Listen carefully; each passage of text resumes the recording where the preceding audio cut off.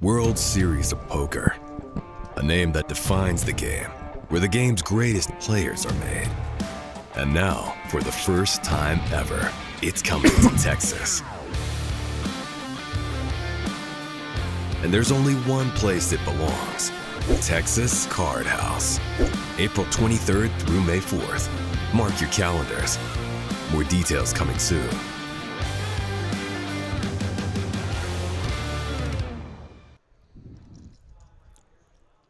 Welcome to the World Series of Poker on TCH Live. We are in Austin, Texas. I'm Kyle Frisbee, joined by Eli G in the booth, and we'll speed through. We have aces, very first hand for Robert. This is the first Lone Star Ring event. And already an all-in from Martin over the top of Robert's aces, and we'll get through the introductions, let everybody know what we're playing for here in just a moment. But coming in hot, Eli G. Yeah, absolutely. This tournament got a massive turnout. Everybody and their cousin showed up for the first ever WSOP event in the state of Texas here. $297,330, Kyle. Wasn't this only a $100K guarantee? We tripled it. And almost $50K for first, and this might be a short final table for Martin, but he flops the nut flush draw versus top set. We've got a sweat right off the bat here. Yeah, that's a 9.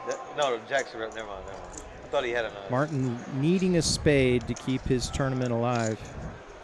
Does not come, and Robert I knew they were going to make you sweat it off. I knew there was going to be some gets max value from his that's aces, and he's up to nearly $2 million in chips. And Martin will be the first to exit this final table. We'll go over the payouts, but he is going to take home $4,045 for his efforts. Everyone else now locking up $5,175 with, as we said off the top, $47,378 to the winner tonight, along with that beautiful World Series of Poker circuit ring. Well, that's what everyone wants. Yeah, I would covet having any of them, but I would say this tournament will have a special distinction of being the first ever awarded in the great state of Texas. You're telling me? I thought it was special enough that yourself and I were chosen to commentate this first ever final table, Kyle. I think it's a blessing to be here. It certainly is, and you bring up a great point. Yeah, Eli and I are very excited to be able to bring this to you guys tonight. This has been a long time coming. If you watch our regular streams, we have been talking about the World Series of Poker for a few months now, and it is finally here. It's here, Kyle. I'm excited. I have been barely able to sleep the last few nights trying to rearrange our sleep schedule for all these daytime tournaments. We've all been kind of anticipating this for quite some time now, and I can't believe it's here. People usually talk about circadian sleep, and you have circuit poker sleep. Yeah, exactly. The fuck did he have? 240? I know. On to hand number 2. Possibly not as exciting as hand number 1. We usually don't go live and have somebody already all in with aces, but we're going to have a lot of playability at this final table. The stacks, which we will show between hands, you'll be able to see relatively deep toward the top, so we do have some short stacks coming in. And we'll cover all that here after hand number 2. Godzilla has raised the 9-4, sitting on the big stack.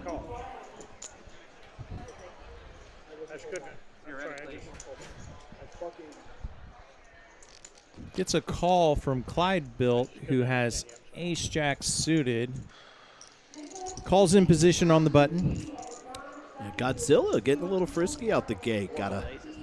Was dealt aces first hand, flop top set. He's kind of feeling himself right now. We're just going to get after it with the 9-4-0. And queen high, couple of diamonds for Clyde Built. Pretty favorable flop for the ace-jack of diamonds. And 9-4 is going to pretty much brick here, but he's undeterred. And here comes a C-bet from Godzilla. Looks like 200,000. That would have hurt. And that's just the nuts for Clyde on the turn. She wouldn't have been able to take pictures no more. Let's see What what a dream Godzilla return does card. here. That toe would have been too-wee. She's one of the best, too. Looks like he just shuts it down.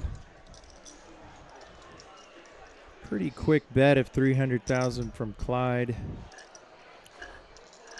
Not a lot of reason to continue for Godzilla. He agrees, and those cards go back to Mike, who's dealing the first half of the Dangerous, bro. final table tonight. Telling you, he's dangerous. And if you guys are joining us in the chat, say hi, say where you're tuning in from. Reading a few of these, we're aware of the lighting. We're working on it.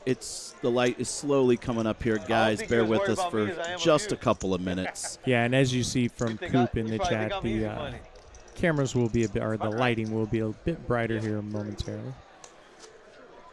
Quick glance at the payout. So as Eli said, 297 and change in the total prize You've been pool. making it look easy. Pay jumps start to get steep around fourth or fifth place. Everybody, as I said, has now locked up 51.75. Taylor Hodkins in the house watching us down in South Austin. Hi, Taylor. Been a while. Shout out to you and your boyfriend. Be interesting looking at the stack sizes. We have Mike and Jason very short, sub 10 big blinds, but then there's a big jump to Robert with over 20 bigs. So it'll be interesting to see how these middling stacks navigate with the two short stacks still at the table, impacting ICM. Yeah, well, we have these shorties in play. You will most likely see a little bit of some overfolds from a few individuals in the middling stacks, but all bets are off the second those shorties either double or bust.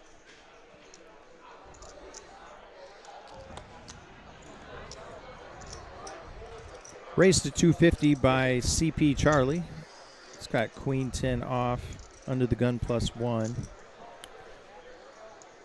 Yeah, definitely a hand. If you're not chip leading, I would highly encourage to stay away from early position here. But, you know, as his stack sits well over 3 million here, he's definitely got the opportunity to put some pressure on individuals. And, you know, Kyle, as we've discussed many, many times on this stream, what's the number one rule for bigger stacks at this table? Pressure, pressure, pressure. Put it on. Force your opponents into tough decisions. Keep applying pressure. Your job as a big stack is to keep acquiring chips. Yeah, and as we just said with those two shorties, he can kind of raise and abuse these blinds with some of those middling stacks not wanting to clash until there's a double or an exit from Mike and Jason. And 200K up for grabs in every pot with the blinds and antes. Shout out to Nikki up in Dallas-Fort Worth tuning in. Shout out to Roman over at Zilker Park. And looks like we've got some fans in here sweating Louisianimal. Is that his name we're going by? Raise 180. Raise to 180. It's a pretty good nickname, I like it. Louisianimal. Yeah, I like it. I love Louisiana, but that accurately describes a lot of Louisianans, actually. Louisianimals. I've had some interesting times in Louisiana. We love you folks over, our next-door neighbors. Kyle going to raise to 180 with the 8-7 suited, sitting on just under 4 million, actually over before the raise. Yeah, Robert in a spot here. He elects to go with a 3-bet. I much prefer seeing that, knowing that Kyle's range can be quite wide opening the button here. We've seen a pattern on some of these final tables where individuals are just cold calling out the blinds and over pipping out the small blind. Even though Robert's on the shorter end here, I like the aggression factor. Force your other opponent to a decision, and definitely Ace-Jack is enough of a hand to kind of reshift some pressure if possible.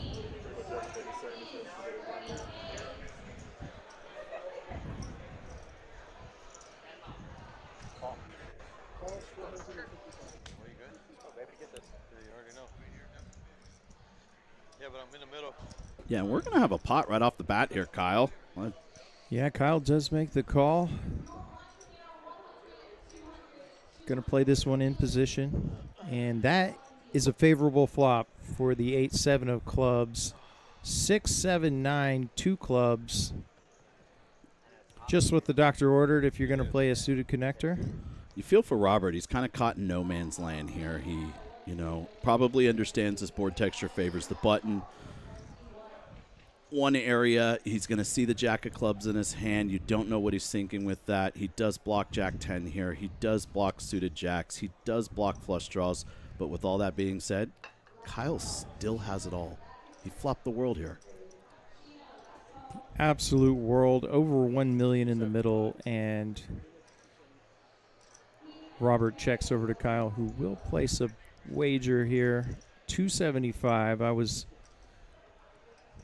betting that he would go on the smaller side, and he does. And that's a quick fold from Robert. I would imagine, Eli, that Robert, not that he was turning the ace-jack into a bluff, but I think it's safe to assume that he was hoping to take that down pre-flop. I would agree. And I think he understands what it looks like. There's no reason to get out of line here. We've got a couple of shorties in play. There's no reason to now go balls to the wall and just start rifling off chips into the middle of this pot.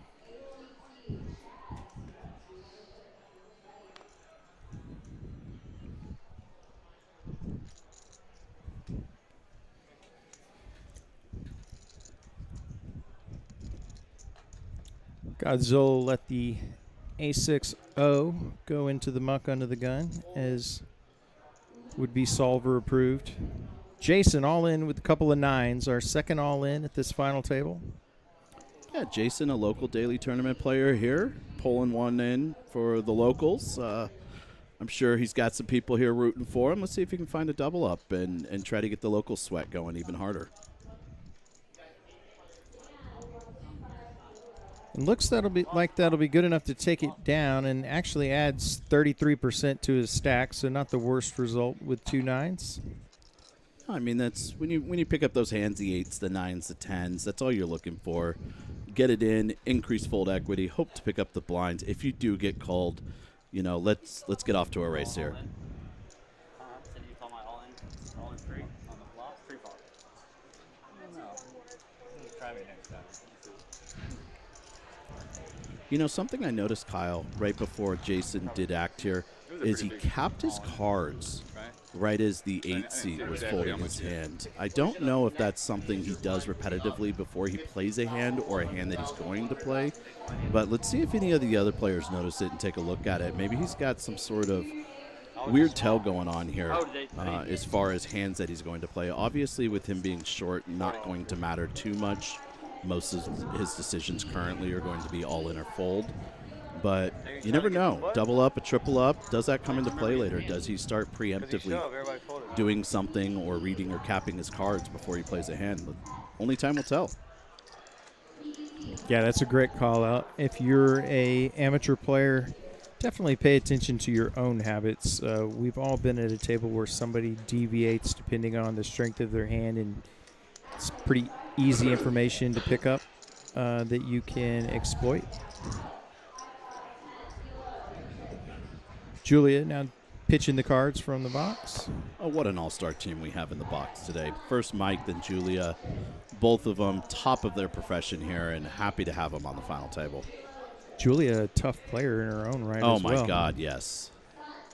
That is an up-and-comer that everyone will need to look out for over the next couple of years. Julia's done some work with myself and Gavin, a little bit with Sergio and Adric as well, I believe.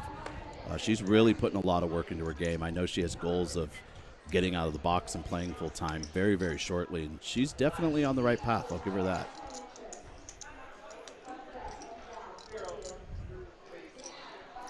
Raised to 210 by Kyle. He's got queen 9 of clubs.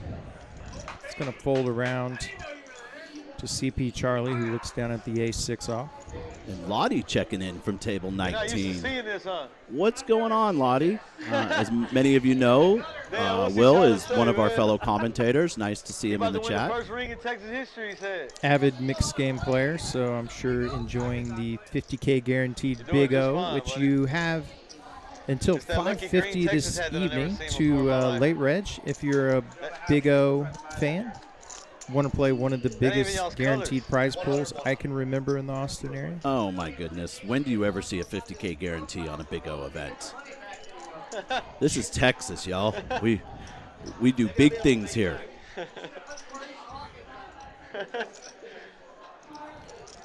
I would be safe to bet, Kyle, that almost every prize pool we put up for this whole WSOP is going to smash every guarantee. Yeah, if this event, the first Lone Star ring, was any indicator of tripling or just a smidge under, but nearly tripling the guarantee. As you said, smashing. Smashing. We have great things to come in terms of prize pools. Over 2 million guaranteed across all events. Looks like C-Donk joining us in the chat also. Christian, how are you, man? It's been a while. Thank you for your support and tuning in. I believe you're all the way out in Denver now. For any of those who don't know, Christian Carey, cash game crusher in his own rights. I think he's up at Blackhawk grinding those games now. Got a raise and take it with the 860 from CP Charlie. Still leveraging the strength of that big stack. It's been 45-minute levels all day. Really? Wow, and a couple of updates. The Big O is up to over 140,000 in the prize pool. So another triple of the guarantee We are at on the horizon. 147,290. That's unbelievable. Insane. Can you imagine what the main event's going to do here? Yeah, I see Mixon in chat. Welcome, sir. Always good to have you. And an all-in from Robert. He's got 2 9s for 1.3 million. Can we get some air on? Can we tell them, Mike, or no? Everybody's sweating.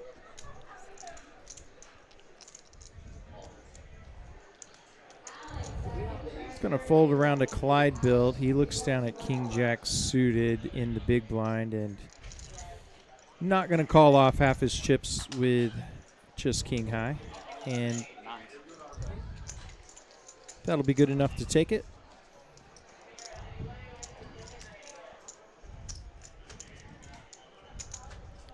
Do appreciate Clyde for making sure we had at least one cowboy hat at the first Lone Star ring event.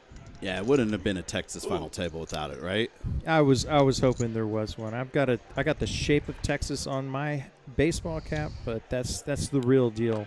Yeah, but Kyle, you have $200 hats you purchase and collect. You're in another league on your own right now.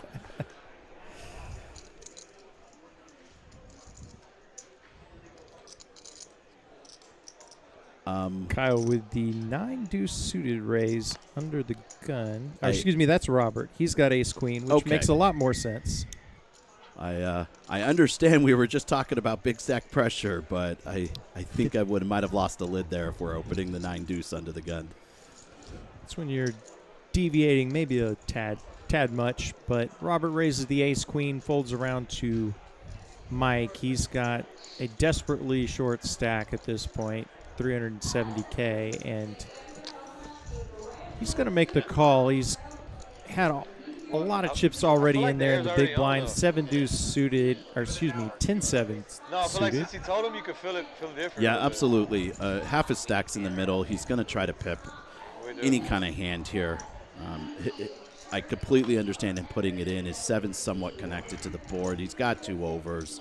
He's still drawing clubs. live. Yeah. I don't blame him one bit. I think this is correct. He is the shortest. He's got to find a spot.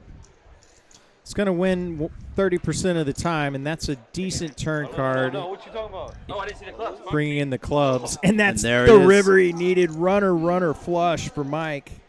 Listen, I didn't see the clubs. I didn't at first either. And Mike's staying alive, now over 1 million in chips. And we've gone up in blinds, 50K, 100K. Back in. What's up? Back in. Yeah, I just didn't like see that. the clubs. We were all pulling for you. I'm sure. So With Mike doubling, Jason's kind of the lone man at the bottom of the leaderboard. He's got 5.5 bigs, so gonna have to find a hand and go with it soon. Wasn't afraid to do it with the 9s a bit earlier, Whether you but see it or not, it's gonna happen. Fact. was only able to pick up the No matter if blinds you and see it. ante. It's funny though that you told him GG. That's the only reason why he hit it. 'Cause No, don't worry. if you wouldn't have said CP nothing, Charlie with a real hand. He's got ace-10 off, and I would I love imagine we're trolling going to her see a off. raise here. We see the lovely Haley in the background here. Most of you are familiar with her work from the I know World you're- Series of y'all gotta Poker be and hot in suits. previously of Run Good, I believe. Haley, one of the That's smart. best photographers That's in smart. this industry. You guys will see I her wish I had a running walk-in around photo right here. now. I'd go in that She's motherfucker. contracted to be here for a handful of the events. So if you see her, say hi. Dude, I would do She anything might to even go snap stand a in that shot cooler for right you. now for 5 minutes. I'm going to have to go try to build up a big stack so I look cool if I end up in one of her photos. How do you do that? I don't know. I guess raise when you have good cards? Yeah, Is that I think I'm going to start some new slogan or shirt that says 10 big blinds is a way of life. Some of us just live there for Just 6 live. hours. Oh, I can outplay anyone at 10 big blinds. But, getting myself to 40 is another question. Yeah. Indeed it is. Heads up between Kyle and Charlie. Ace-10 versus the Queen-Jack. Queen-Jack flops a gutter. Ace-high still good here for Charlie. Action on Kyle. These are the 2 deep stacks. Yeah, with Kyle defending here with the Queen Jack O, you've got a couple of options on your hands. Because this is big stack poker, you can reapply pressure in return. You can donk this board and try to represent a lot of turns. You can check raise this board, which I think is oh so sexy. Let Charlie put out a continuation bet. See if Kyle goes into his arsenal and finds a small or medium-sized check raise here on the flop.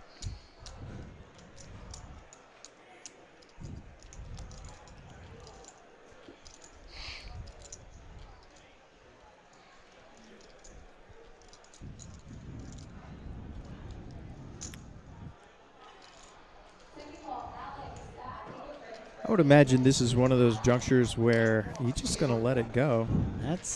That's hard, man. That's hard. This board texture favors us. As we can see, we've got over 30% equity in the hand. Obviously, he doesn't understand that his opponent is holding those exact 2 cards. However, I think the more and more we study and you get familiar with board textures and defend ranges, this is a board out the big blind we can attack, and I would have loved to seen Kyle do that. You might see him go back later on after reviewing this on a break and start to employ some of that into his game here.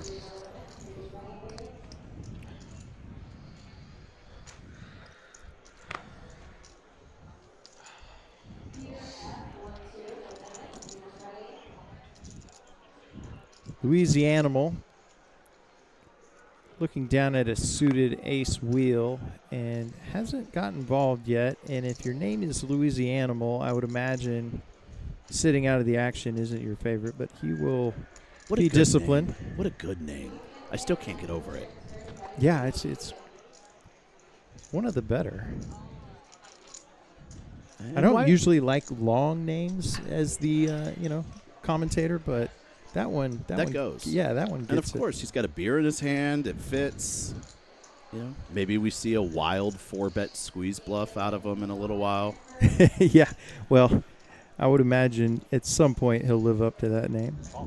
Yeah, you don't get the name Louisianimal for no reason. You know there's some aggression built in there.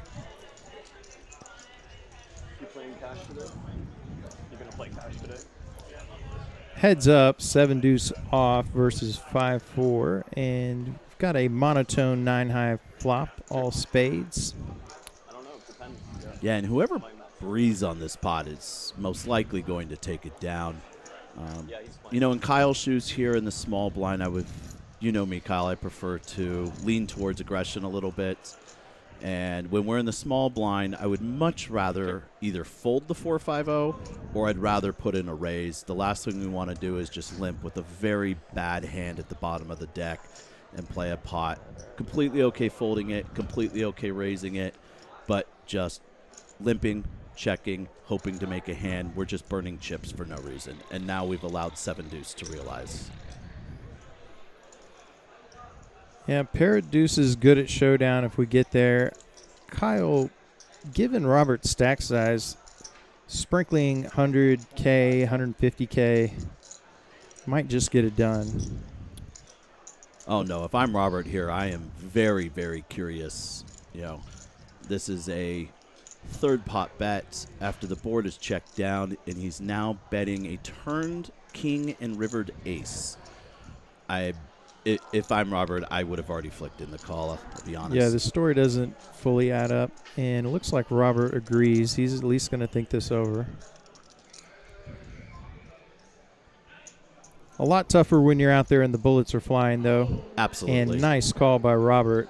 He will be rewarded Excellent with call. 550,000 additional chips. All right, I got the best hand then. It's all right, Kyle. You can show it, man. Everyone's going to see it in 30 minutes on YouTube anyways, buddy. Be proud.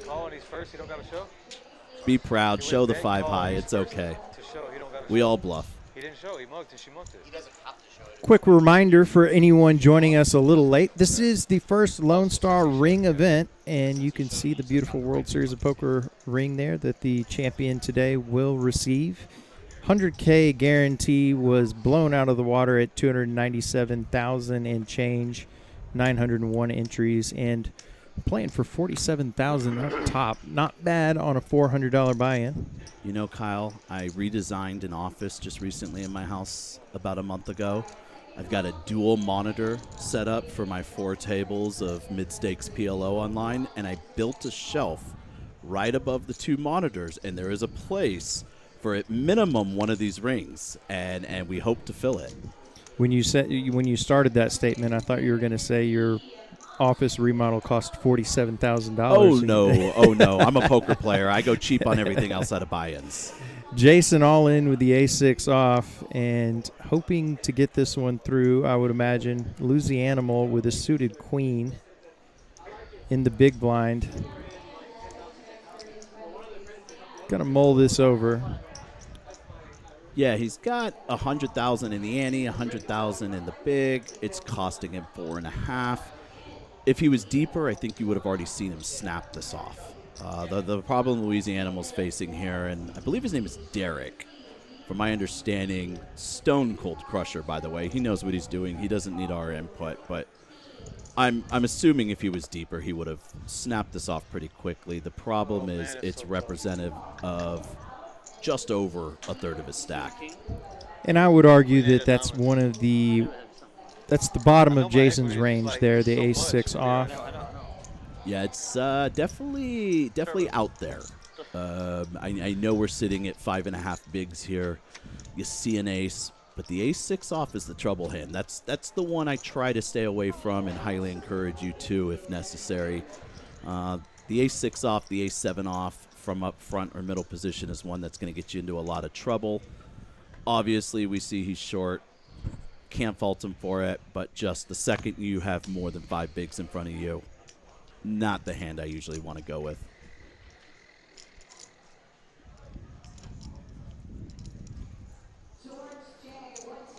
Yeah, shout out to everyone coming in the chat as well here. We got a lot of people sweating friends on at the final table. We have a lot of people from across the country checking in.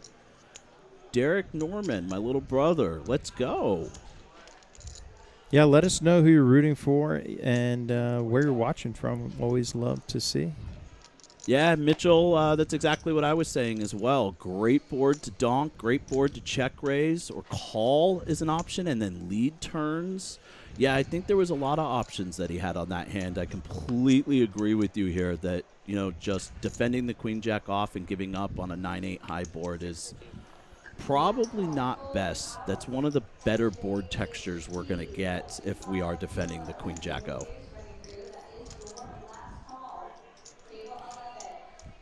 Looks like we have a little graphical delay here. We'll get caught up. But what we do know is we have an ace-king in Kyle's hand, and he has made a raise. And once Julia gets things straightened out here, we'll be back to the action.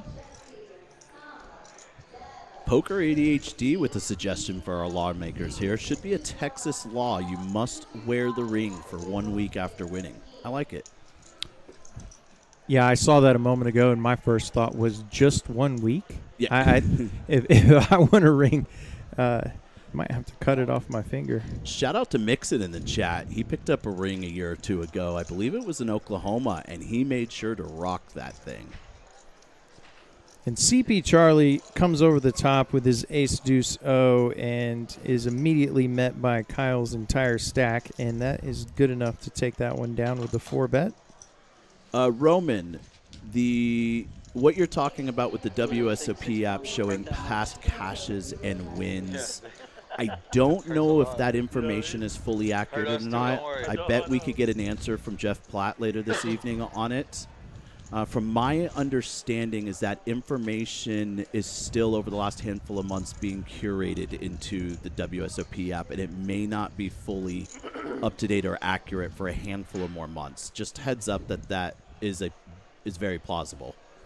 Yeah, I know for sure that and that explanation would make a ton of sense because one of our friends who's actually in the chat, Mixon Poker, who is a ring winner himself, I clicked on him and did not show that he's won a ring yet. So correct. The resumes of the players here probably better referenced on HendonMob.com. I would agree. I think if you're looking for information or history of the players, Hendon Mob is probably going to have a lot more accurate results than the actual WSOP app.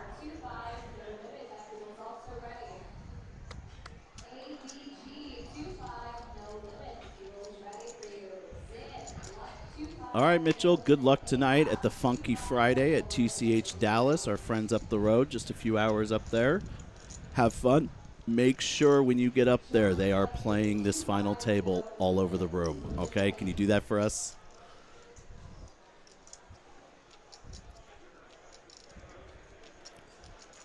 CP Charlie, fresh off the 3-bet being shoved on, is undeterred. He's got King-9 suited. He'll make it 275 from the small blind. Love it. And Godzilla wakes up with ace-10 off and see what he wants to do here. Possibly another Louisiana native with the Saints hat on. Yeah, Godzilla's got a couple of options on his hand. He can flat and play small ball here because of the few short stacks. He can reapply pressure, and that's exactly what he does. Ace-10, just way too much of a hand blind on blind.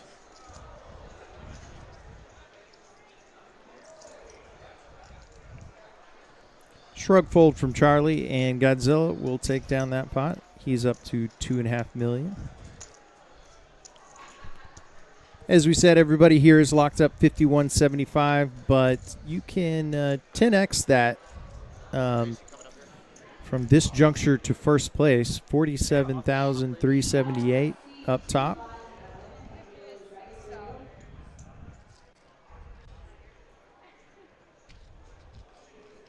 Can I get an ice water? Sorry, I get small bill.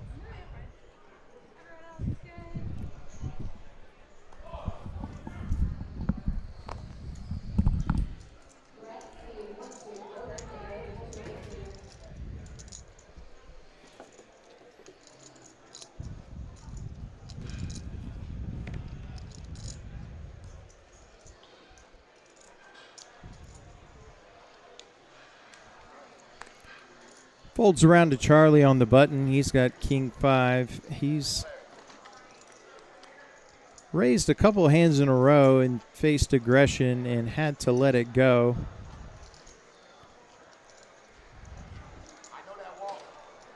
See what he wants to do here with a less than premium. And once again, it's going to run into an ace-10 from Godzilla, and he's got No, I haven't played a hand in the suited variety this time. He'll make the call from the small blind.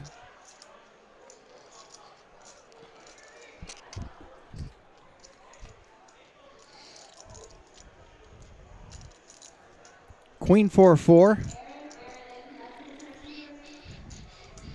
Both players not interacting with this paired board. Ace high is still good here for Godzilla. He'll check over to CP Charlie and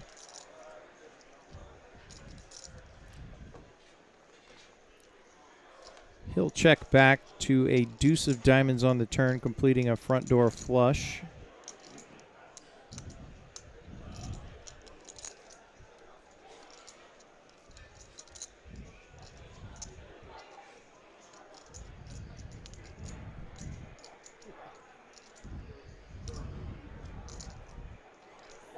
Are we gonna be able to play the night flight if we win this?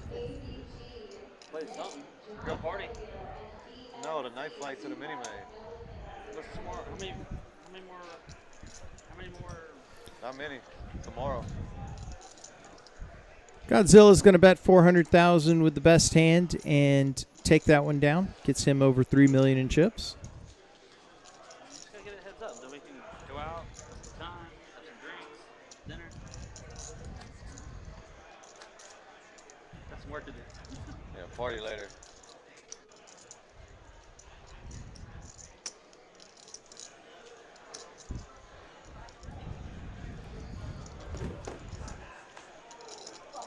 Jason now in the big blind.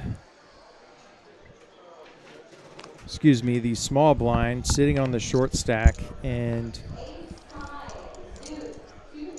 he's next man up to have to make a move. Miss anything exciting here, Kyle? Missed CP Charlie running into another ace-10 of Godzilla, and Godzilla took that one down. Robert all in with the ace-king off. 1.26 million in the middle. Was that a second ace 10? Back-to-back hands? Yeah, back-to-back, yeah. Sort of carbon copies. Hope I'm buying. Robert will take it down for 1.5 now in his stack. And that's after flopping a set of aces to open the I'm final at table, pocket huh? tens right there. Running good. Get the fuck out of here. Yeah, and fading the flush draw. What a wild first hand. Felt like tens when you've been looking at the cards I'm looking at. I don't think I've ever done the intro that fast when we have a simultaneous hand one all in. Au contraire. I actually was involved in a hand that just like that you were commentating. Did I fly through? Very good friend of mine, part-time poker coach of mine, Gavin Smith, if you remember. We both final tabled the Poker Atlas I main do event. recall. Yeah. The Poker Atlas main, the 500K guarantee back in November. And student got to felt teacher very first hand before you guys were caught up. So that was a shout out to Gavin. Just a little needle while I can put it out there to him if he's watching. How many more flights of the mini man? I didn't take Raised to 250 by CP Charlie. He's got a real hand this time. He's got a couple of snowmen. I'm gonna have a stack. And that'll be good enough to take down the blinds. Are we allowed to say this is a real hand? I'm just kidding. Yeah, we had King 5-0. Hey, I have no room to Last hand. speak. I have no room to speak. I have been known to get after it on some final tables with some pretty wide margins myself. Well, what I do admire that CP Charlie has done is he's obviously leaning heavily the aggressive route, and sometimes you'll see players do that with a big stack and run into it and then kind of shut down, and he is undeterred, so he's got a strategy and he's sticking to it. Love it, love it. And if he can find to pick up some slightly better than marginal hands, you know, your middling pairs, your bigger broadways, your higher pairs, if lucky enough, he is definitely going to get some action based upon players looking at the aggression factor he's came out with. So this could play very well down the road if he can seem to find a favorable run of starting hands here. Clyde's turn to make a raise. He makes it 300,000 off a 2 million chip stack with ace-8 off from the button. Over to Kyle. He's got a couple of fives and a lot of chips. And he just rips it. Love it. Absolutely love it. That's the aggression we're talking about here. Let's reshift the pressure. The pressure is real for everyone. Yeah, recognizing the situation, Clyde's going to have a lot of hand there to call off 1.8 million in chips with Jason in seat 9 sitting on 5.5 bigs.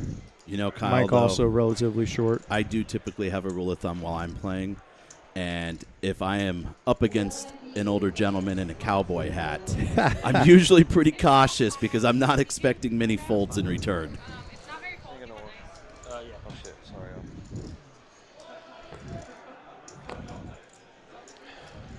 You got some ones or no? Huh? You got one? I have to change. How much is both bars? Give her $2. Yours is, I already took yours. It was $4. Here, just Thank you, love.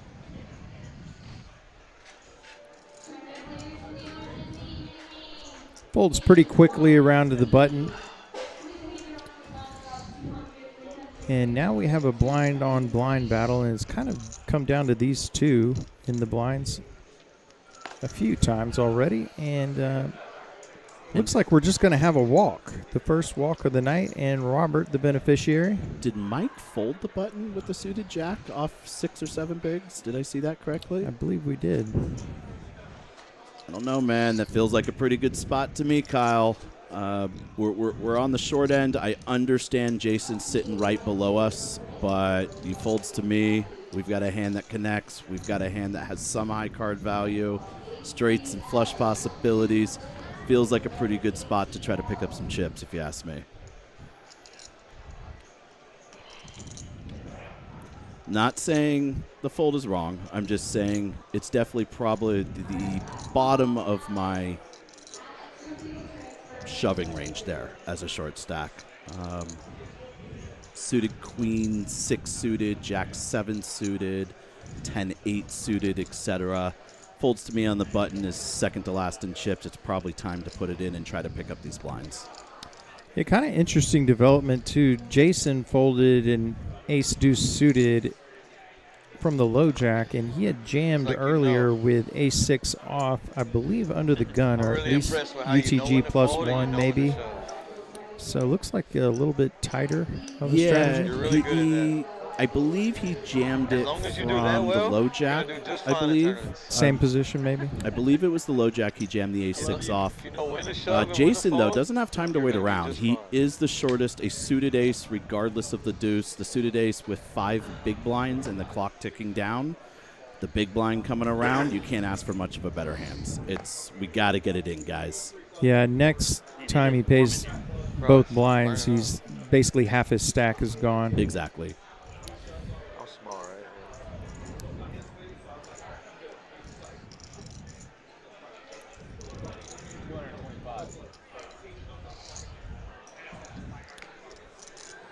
I think our graphics are slightly off here.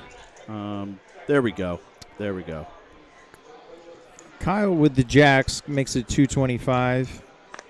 And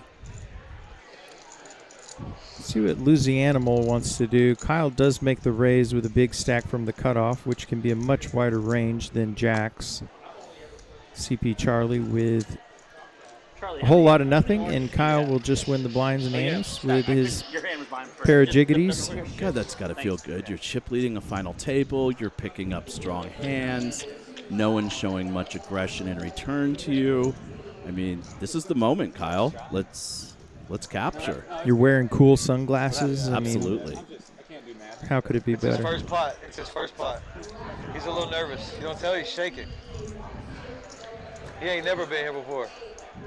And what you guys are hearing Louisianimal say, if you guys make one of these live stream final tables, don't sweat it. It's okay to be nervous. Last couple days. You're supposed to be That's a nervous first. when you're being He can't hear me, don't worry. broadcasted for everyone hear to me, see but I across ain't the seen him since country. he been It's here. completely okay, and I He's promise fucking within an invisible. hour the nerves will go away, guys. We all had it our first time as well. I didn't even know he was Just real.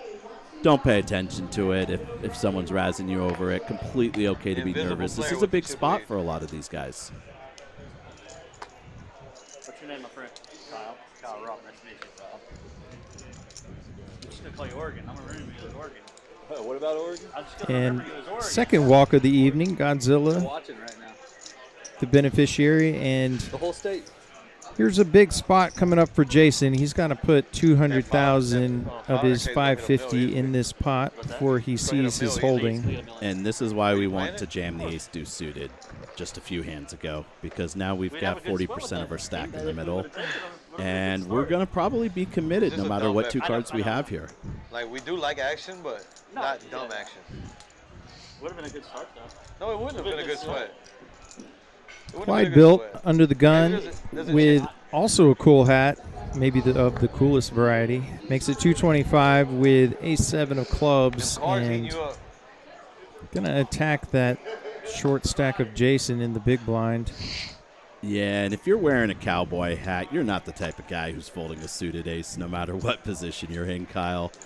Personally, this is out of my range in this situation here from under the gun, but, you know, the cowboy hat says it all. He's going to get the job done with the suited ace. And there we see Jason folding off with 40% of his chips in the middle. I think if you raise with a suited ace and you have a cowboy hat, you're about 15% more likely to make a flush at showdown. I think that math's correct. I think if you plug it in a solver, that's what it says. Yeah, and here in Texas, we also need our own solvers. I don't know if you guys are aware of that out there, but you get, let's just say you put aces in for king 5 offsuit. I'll be honest with you, if you plug it into a Texas solver, you're not in dominating position with the aces. That king 5-0 is flipping with you, I promise. It's a straight coin flip. It's just a straight coin flip. We have our own rules of math out here in Texas, y'all. And you guys, if you're tuning in and not from here, come out, catch a plane ticket. It's inexpensive to direct fly in and out of Austin. Come down and get here the next few days. We're offering hotel promos as well. Come join us. Be part of history here in the making. Raise from Louisianimal to 230 with the ace-jack offsuit from the hijack. And an all-in from Jason. He finally looks down at a pair, and none too soon. And he will go all in for 350. Louisianimal making the easy call. Tuck will answer all those questions right after this hand here as far as the WSOP app is concerned. Let's get to the action, and then we'll come back. We won't leave you hanging, I promise. And that's a set for Jason. And now a boat. And drawing dead is Louisianimal. And Jason not going to die easy here. And Jason instantly put an egg on my face for criticizing the ace-deuce and the fold in the big blind. He's showing us that he knows more than we do right now. Waking up to sevens, flopping a set, turning a boat. Life's easy when you only have to play down to 3.5 bigs. Yeah, and he's been right, and I'm sure once the excitement of that double goes away, he's been right at this juncture where he has enough chips that if he can double again, he's kind of back in the tournament. Absolutely. But just hasn't been able to find it before he's paid too many blinds to really be a factor.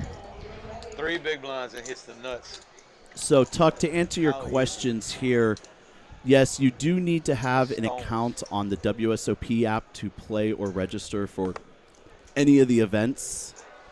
I'll follow up with the instructions after this hand for you.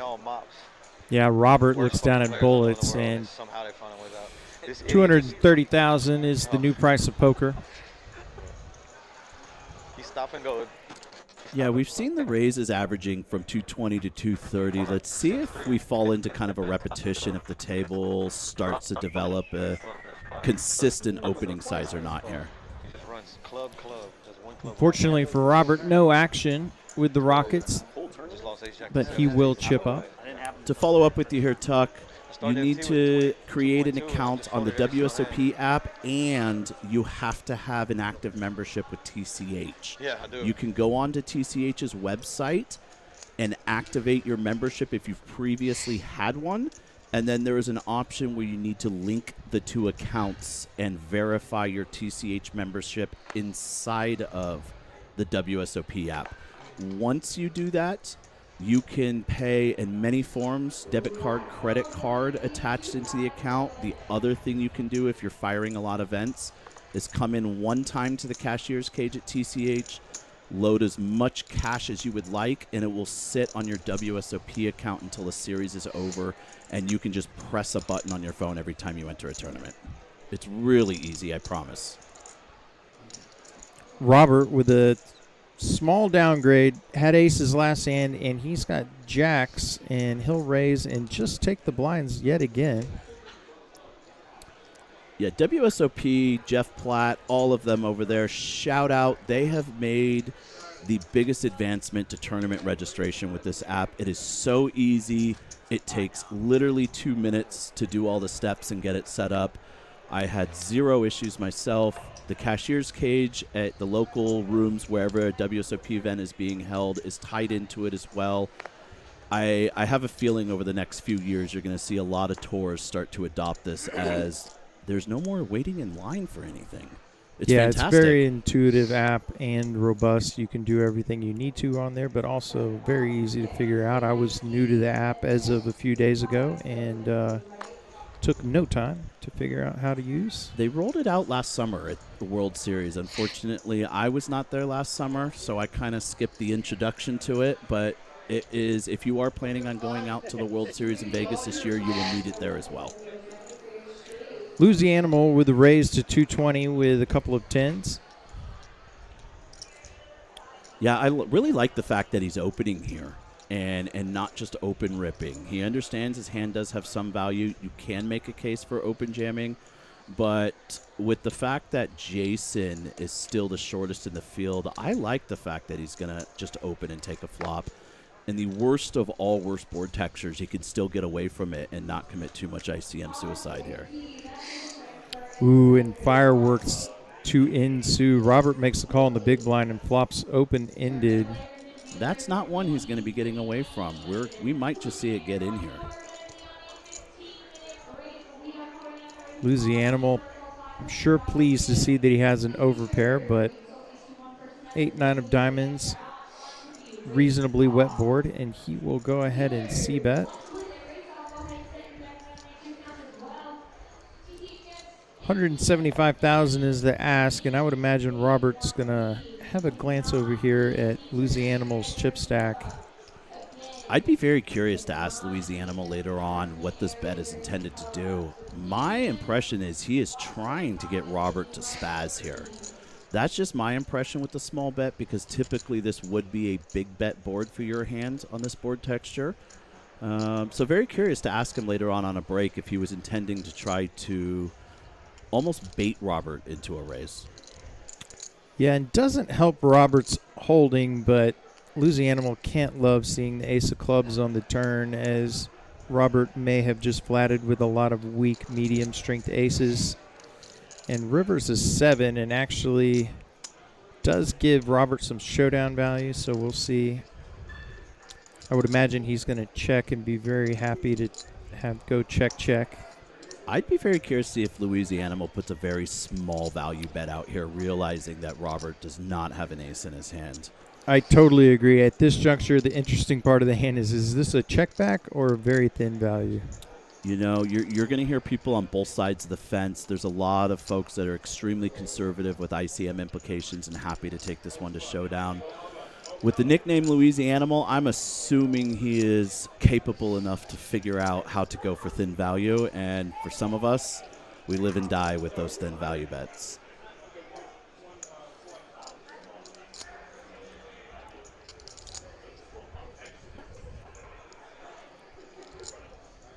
Yeah, the longer and longer this takes, I really think he's going to put a small value bet out here, Kyle. 680. And sexy, not just small. This is big. This is 2/3 pot here, and hands off to Lose the Animal for figuring out he's got the best hand. He wants to make this look like a bluff, and if he gets called, hands down, this is the best hand we've seen so far at the final table. This is a spot most people just do not find for value. Excellent, excellent bet by Lose the Animal. And gutsy, and gets him up to 1.75 million, and nicely played. I would say max value with a couple of 10s in that particular spot, given Robert with just 7 high pre-flop.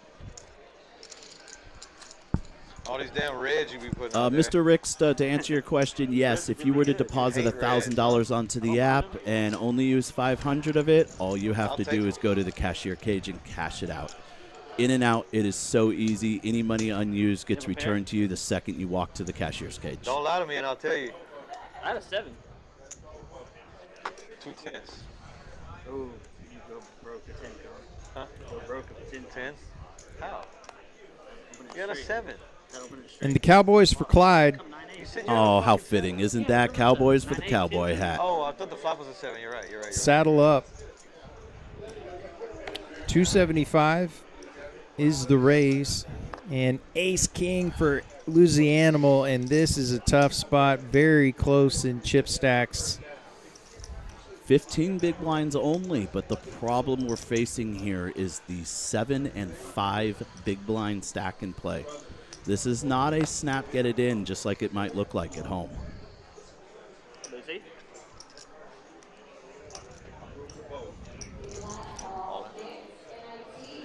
He does rip, and it looks ugly, but you are going to win about just under 30% of the time. Yeah, can't fault him whatsoever for getting it in. Happy to see him taking his time and still considering all options. Ultimately, looks like he's decided way too much of a hand. He wants to roll with it. 9-7 deuce, and looking for an ace for Louisianimal, or he is going to be our 8th place finisher. And King's going to hold for Clyde Built. Louisianimal, great nickname and great run, sir. Yeah, great run. And from like we've talked about, he is an up-and-coming player, crushing the scene in Texas. And I have a feeling, Kyle, we're going to see him just a couple of more times during this series on one of these final tables. The reports I kept getting from a few friends that were playing with him yesterday was he was just a top-of-the-line, fantastic poker player who had all of his tables eating out of the palm of his hand. So let's wish him a good run here, and I'm assuming we'll see him back shortly. 780. Julia taking a moment just to verify that Clyde does cover, and we'll get the final determination here in a moment. If indeed Clyde does cover, that will send Louisianimal home with 51.75, but we'll see for sure here in a moment. Yeah, we just want to be safe. Want to make sure we don't have any accounting errors on the final table here. Oh, no. I've had some hands, but I got unlucky. I got it in ace queen versus a guy with 7's turn of queen on the river. He had 10-7. And Louisianimal has not yet left, so I think he may have a few crumbs. And if you got a chip in a chair and a name like Louisianimal, you've got a shot. So we'll see what he has left. And the Cowboys holding up for the Cowboy. Kyle chipping up $3.5 million. Wouldn't that be fitting to see a ring on him for the first ever Lone Star final table in the state of Texas? Of course they're here. What are you asking me for? Small blind. Yeah, I know that. I thought you wanted me to pass them over to you. I'm not in love with the conversation and stylistic nature towards the dealer. Understand this is a little frustrating of a situation to get cooler here, but let's remember we're live streaming. Let's remember to all have respect for our fellow dealers. They are working their butts off in the box. Yeah, they're working hard, and they're just doing a job and as a service to the players ultimately. So treat your staff members with respect. And looks like that 3.4 million chip pot will be followed by a break. So Eli and I will take a quick break as well and be back with you in a moment. I'm Kyle Frisbee. Thanks everyone who's joined us thus far. Quick reminder, if you're just hopping on late, this is the first Lone Star Ring World Series of Poker event at Texas Card House in Austin, Texas. Almost 300,000 in the prize pool, 47,000 for first, and we'll rejoin all of you guys here in just a few minutes. 49 pay, but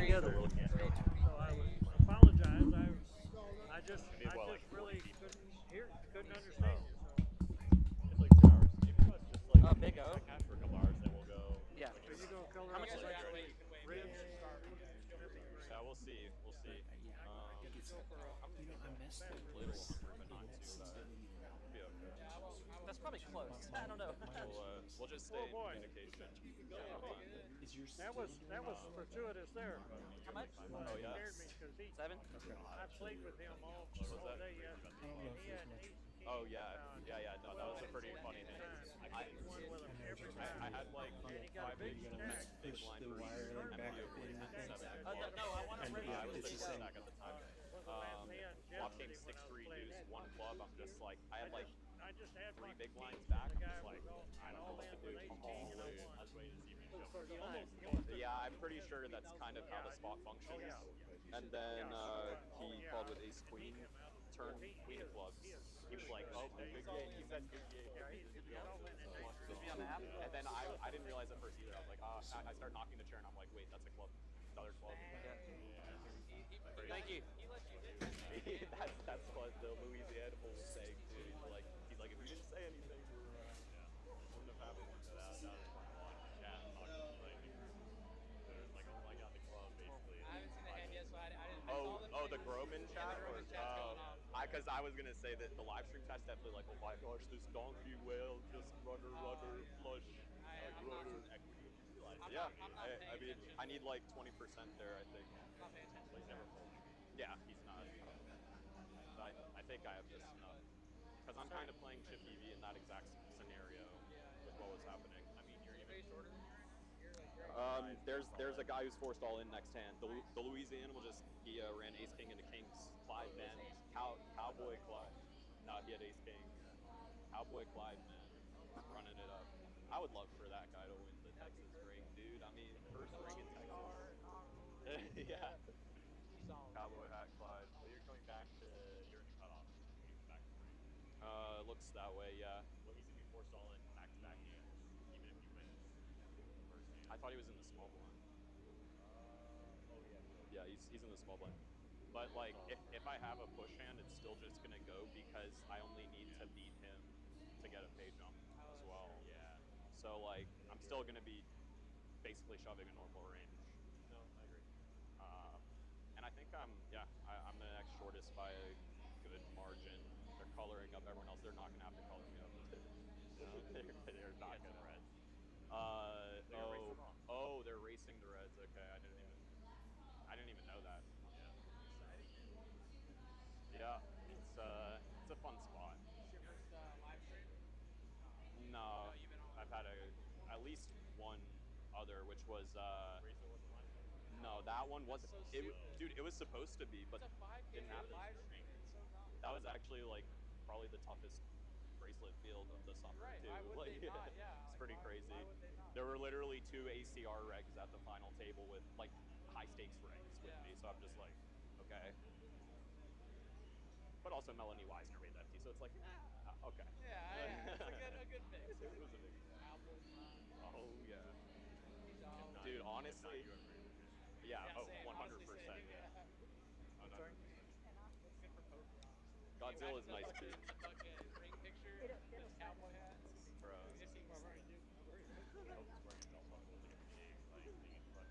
Oh yeah, Texas style belt buckle. I see it's a standard one. Yeah, I have my car parked off site. It's just like 2 minutes away or something. Oh, okay. So, pretty good. I mean, 2 minutes away is not bad. Yeah, no, it's not. So the shuttle is like 10 or 15 minutes. I'm waiting for it. Shuttle? Yeah, because they're overflow. The parking is a mess. So I think what do they do? Like rent other parking spaces? They rent this parking lot in Church in America. Wow. And shuttles go back and forth all day, 24/7. Good idea. It's pretty crazy. What if they raced him off and he didn't get raced? Would he be out? That happened to someone in a daily. What does that mean? Yeah, how does that work? No, they can't do that. I think Castle. I know. That happened to someone in the daily and they had to like go to something. Yeah, I mean, they have to. There's no way you can be eliminated from a color. I would be livid. It'd be hilarious. I would be livid. Yeah. Eliminated off a color. Yeah, I would be mad as fuck. So what? They just they colored him up anyways. I think they do. They should. Yeah, that's what. I think he had 20K, so now he has 25. Yeah, it's fair enough. Because I mean, they can't just kill it. No, right? No. Yeah, there's no way you get eliminated by Especially when it's that close. I mean, it's literally like what a 30th of a big blind more. it's a little point something. A double, you're right into 2 doubles, you're fucking.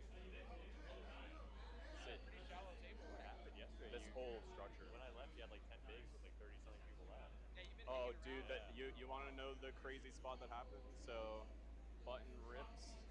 I look down in the small blind at aces. Call, big blind over calls. Oh, nice. I was against ace, jack, and sixes, and yeah, fold ace on the river too. So that was fun. But yeah, that was like the big hand I think that really propelled me. And then there were probably other hands that were more interesting, but right now my brain is just not able to grab them. I'm out, boys. See you All right. soon. Yeah, let me know what you guys do. Okay. Yeah, I'm gonna keep you tapped in with you guys. Don't worry about me. Good luck, man. I'm watching. All right. Yeah. Run that stack up, man. Thank you. I can't even go on my phone right now. I heard it buzzing off the chain, but I know. They were talking oh, about my friends are watching too. Oh, nice. Yeah, there's a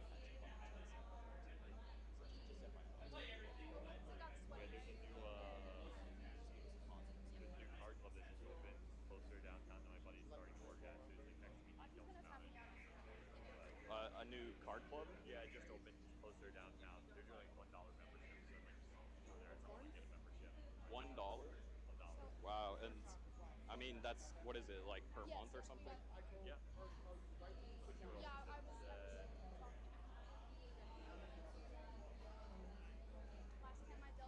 Yeah, 10 hours for $100. So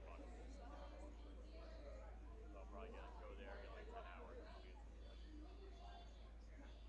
I'm sorry, I got distracted by the chat. Like, Can you read some of these plays, or not really. I mean, some of like I've had a pretty short stack while playing with the majority of them, so there hasn't been a lot of like play between myself and them. But I know that some of them are just like way loose free.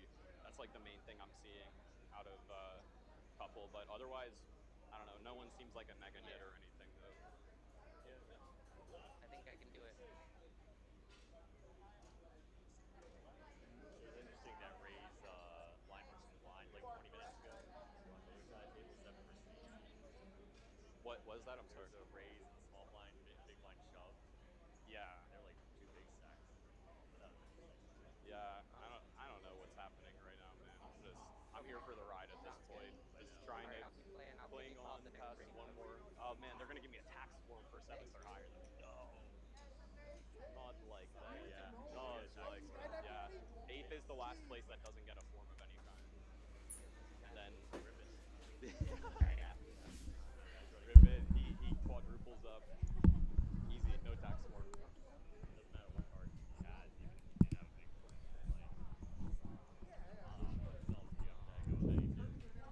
Dude, you know what I wonder if they turn these mics off. My mic is. I didn't realize you had a mic. Yeah, we're all mic'd up. So like I'm wondering. World Series of Poker, a name that defines the game, where the game's greatest players are made. And now, for the first time ever, it's coming to Texas.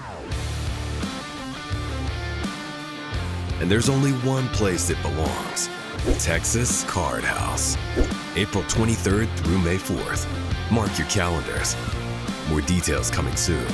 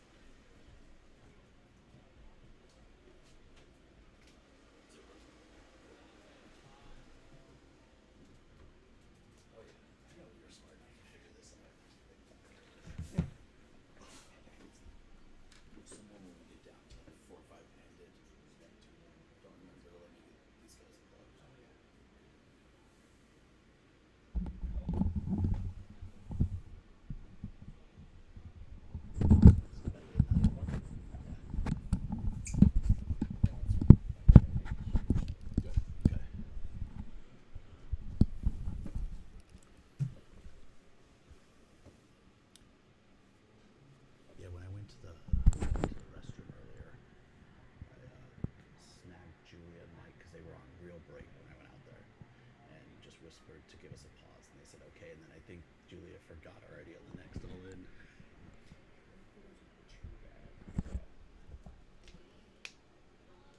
That was all that stuff we were supposed to do with Tom with them right before everything took place. Just kind of got swept over, unfortunately.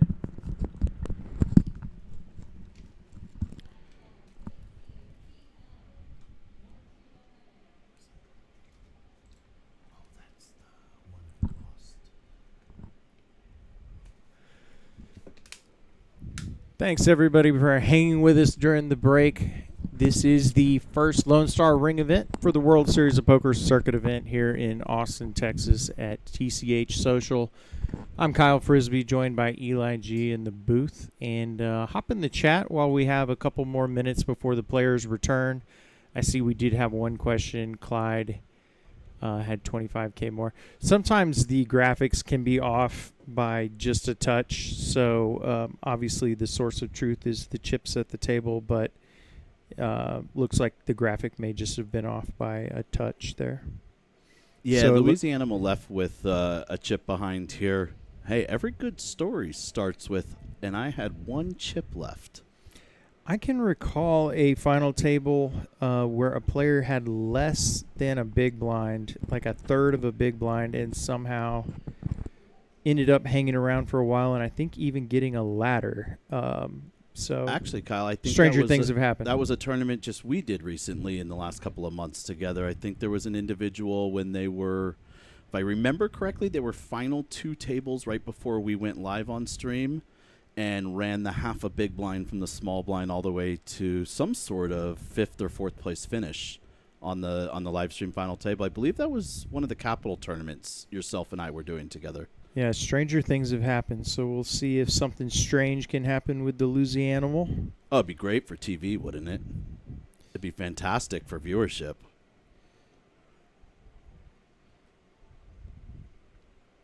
See the chip counts across the bottom of your screen. Of course, Kyle with the chip lead at 5.5 million. Clyde 3.7. Godzilla over 3 million, or at 3 million chips. And the effective short stack, we won't count out Louisiana just yet, but is Mike with 5.5 bigs. And we're back to the action. Mike has returned to the box. And Louisiana all in with his Jack Deuce offsuit.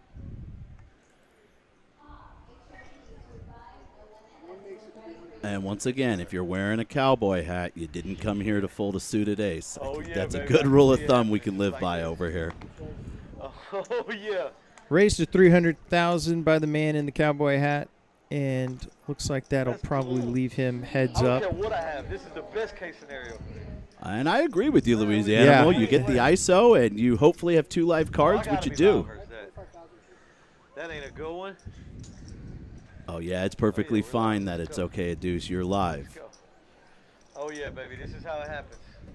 I'll get to tell a sick story after this. Almost thinking on the same lines we're just talking about. Can't have a good story without being down to just half a big blind. Yeah, you have to get super short if you want to end up with a great story. But not a good window card. Yeah, not optimal, but the deuce of clubs offers hope. 7 of diamonds on the turn. Looking for a club. Jack won't do it, so Clyde will finish off Louisiana, and Louisiana will exit the building with 51.75 for his efforts. Ultimately, the determining hand, not that one. It was running ace-king into Clyde's pocket kings. And you can't fault him for that. They're 2 big hands. He was only sitting on 15 big blinds himself when you get dealt ace-king. And what else are you going to ask for? You have 15 bigs. You want to get back in this tournament. You get dealt ace-king. Don't overthink it sometimes. Let's just put it in the middle and see what happens. Yeah, if you start folding ace-king too much on 15 bigs at final tables, you're probably playing a little bit tight. And looking at stack size versus the blinds, of course, blinds have gone up following the break, so we're now at 75, 125.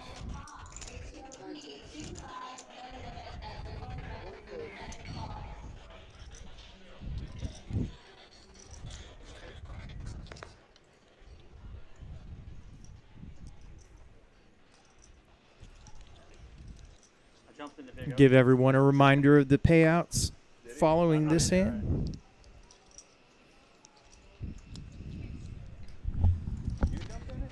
Yeah, I have a stack over there right now. Multi-table. Cool. Well, they're getting ready to go on break, so like. Looks like Godzilla will win with a walk with the ace-8, and we'll move on to the next. And unfortunately for Jason, he's now in the big blind, but did have that double, so now sitting on 900,000. And he got a pay jump out of it after Louisiana Great then point. exited in 8th place. So Jason going ahead and making those ladders. I still am going to go back to the fact I would have loved to get the ace-deuce suited in. That would have, if still alive for the sevens the following hand, would have given us even a bigger pot when making the sevens full. But shout out, not trying to critique anybody's play. We're obviously sitting in here, Kyle. They're up there. They're the ones who made it. So hats off to everyone here, and just know it's for educational purposes only. Yeah, now locking up 67-30 with Louisiana's exit, and Mike is all in with a mystery 7, and doesn't matter too much. Well, if it's another 7, it's a fair fight, but CP Charlie's got ace-king, and he's all in.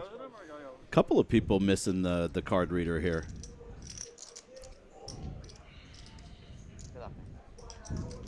And Mike gonna do the good old stand-up move here, looking for a 7 ball. Always coming 7. It is, yeah. It is.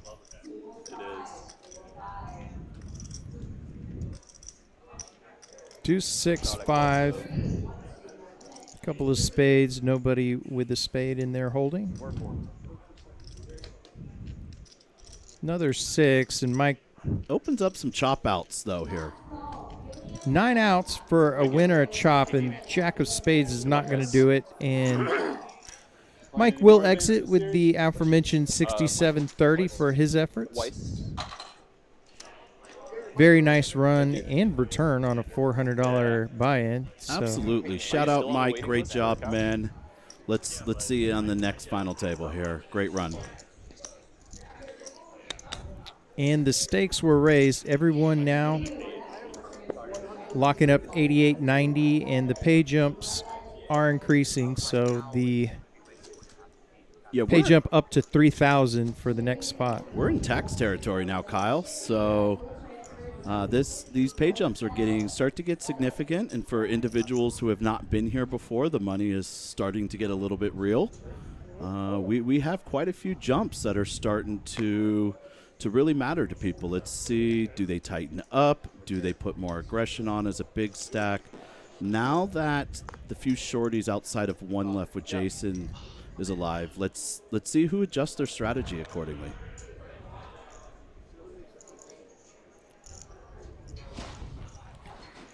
Race to 250 by CP Charlie from the cutoff with Jack 8, and Jason will fold ace 3 from the small blind. Does anybody have eyes on Joe Tamayo?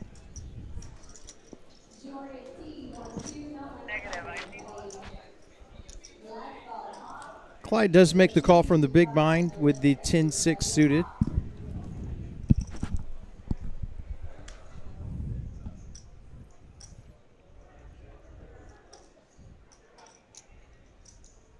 He'll check over to Charlie. Charlie kind of c-bet at a high frequency and probably with a lot of success here.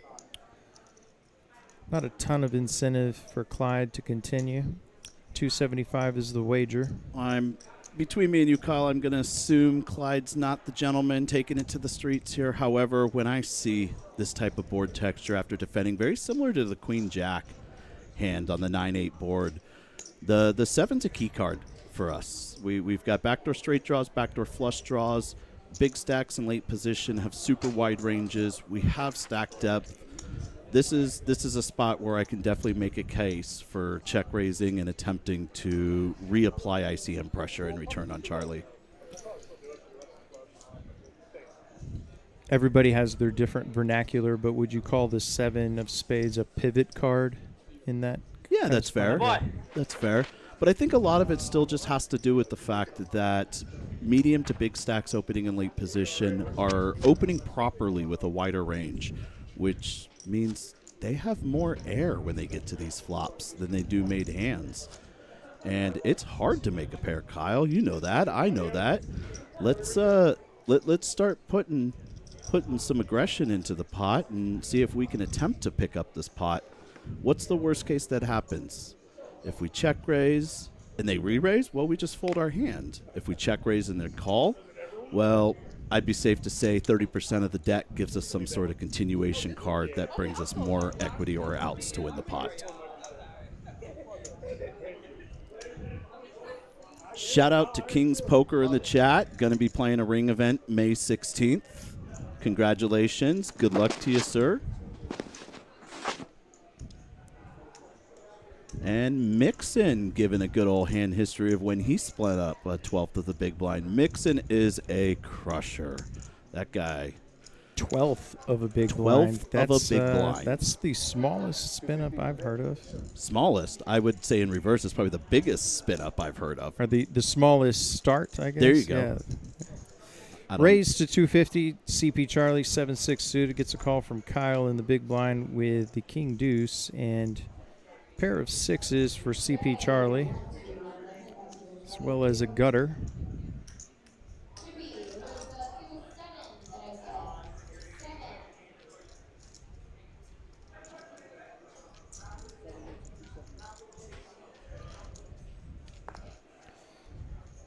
Kyle's checked over to Charlie, and he's made it 275, and that's good enough just to take it down. And CP Charlie gaining some momentum here, taking down a couple of raised pots in a row. He's up over 4 million. Yeah, as we were touching on earlier, Kyle, this is kind of the point where we might have another shift in strategy from players.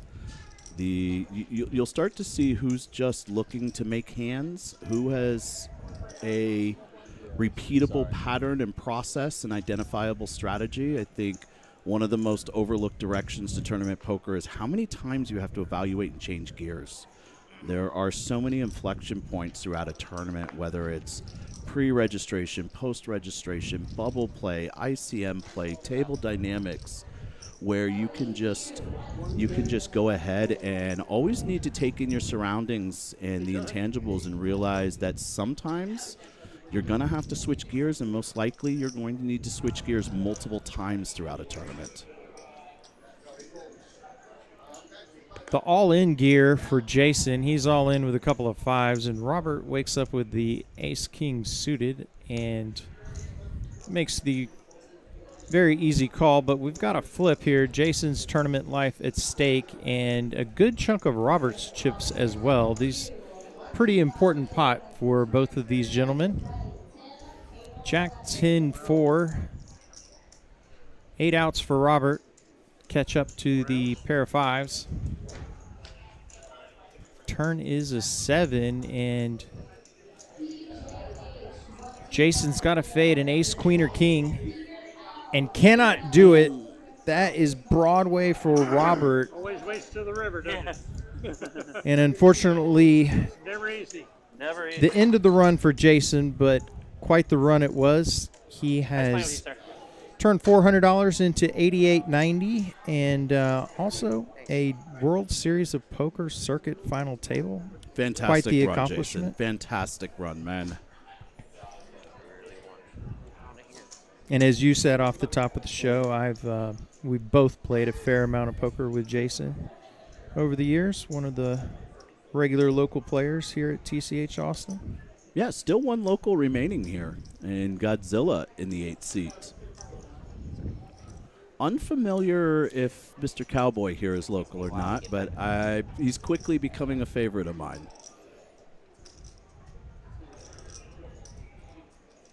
Certainly seems to play a very rock-solid strategy for the most part. Definitely rock-solid on playing those suited aces. Yeah, we didn't come to the final table to fold suited aces in a cowboy hat, that's for sure.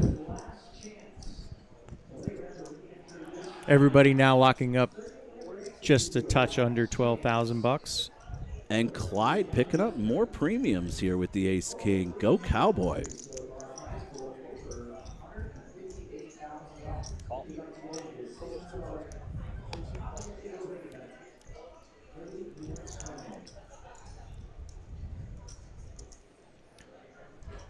The raise is 250. Gets a call from Kyle with suited king 10 on the button, and over to Robert, and 825 already in the middle, and the big blind, excuse me, the small blind, that chooses not to come along with the queen jack off. And I promise the word squeeze has gone through Charlie's head. Would not be well timed at this moment. Shout out to Ben Anderson.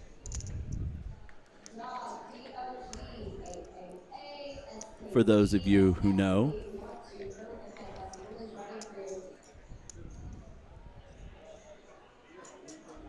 does make the call with the king 6 off, getting pretty large pot odds.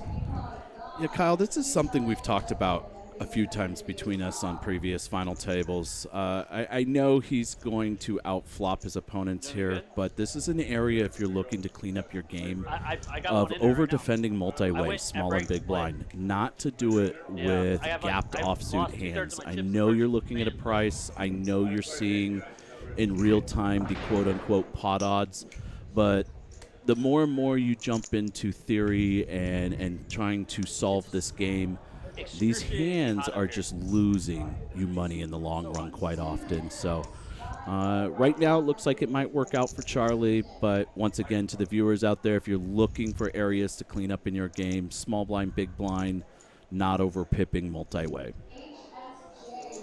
Betting a call on the flop, and we see the 8 of clubs on the turn, and not what Clyde was looking for, and another 300K bet from Charlie, and he's continuing to go for value here and gets another call from Clyde, and the 3 of spades. Unlikely to change much for Clyde, and see if Charlie, he's going to slow down and check, and I would imagine he's just going to snap off this $500,000.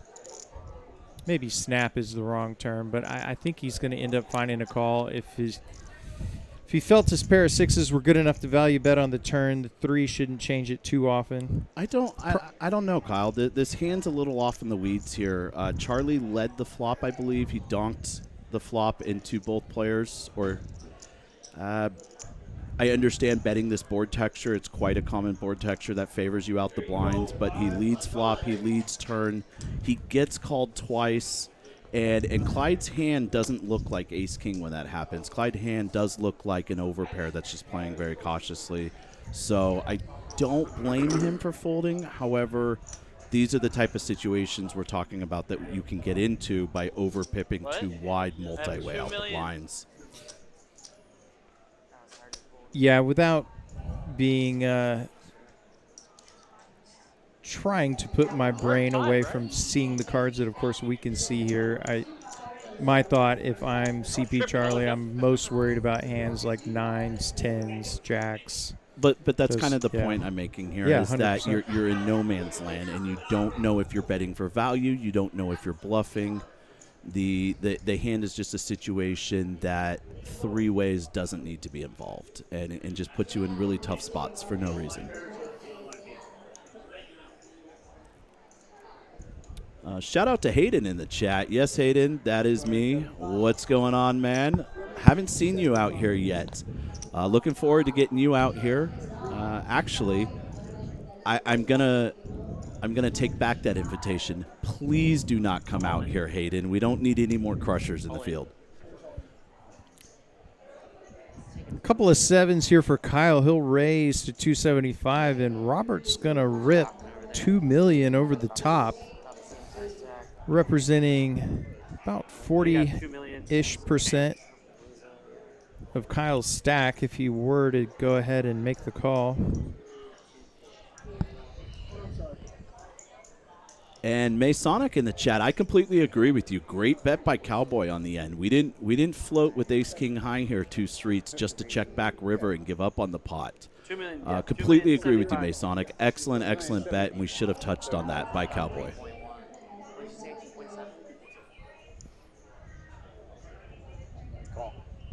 Makes the call, and Robert's tournament life going to be at risk, and this is going to be a big pot.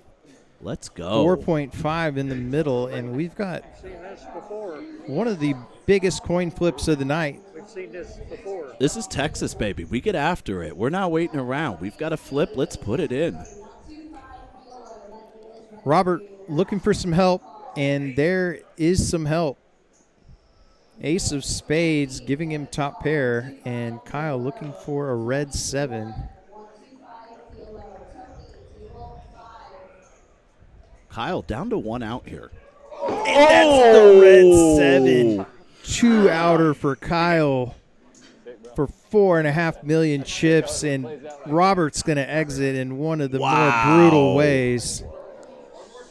But kudos to him on a great finish. 11,925 in his pocket and a couple of handshakes. It's very well done, sir. When Robert goes back and watches this, it's gonna sting a little bit when he sees another 7 was folded on the hand, and that is a true 1 outer. 7's, that took it a while ago too. ADH Poker ADHD in chat saying, "Holy!" I mean, wouldn't be a Texas final table without a 1 outer, right? Weren't we talking about Texas math earlier? Yeah, he still had 40% going to the river. This is Texas. Yeah, I would agree, Mitchell. Once you open the 7s and get over jammed on, once again, I'm not trying to spend the time up here knocking individuals' play, but if it were up to me in Kyle's shoes there, I am just ditching the 7s. It's very, very borderline at the bottom. Really no reason to be racing off as a bigger stack just yet. So Mitchell with a good point there in the chat, and just know I completely agree with you 100% of the time. If it were me, I'd be open and then folding these 7s.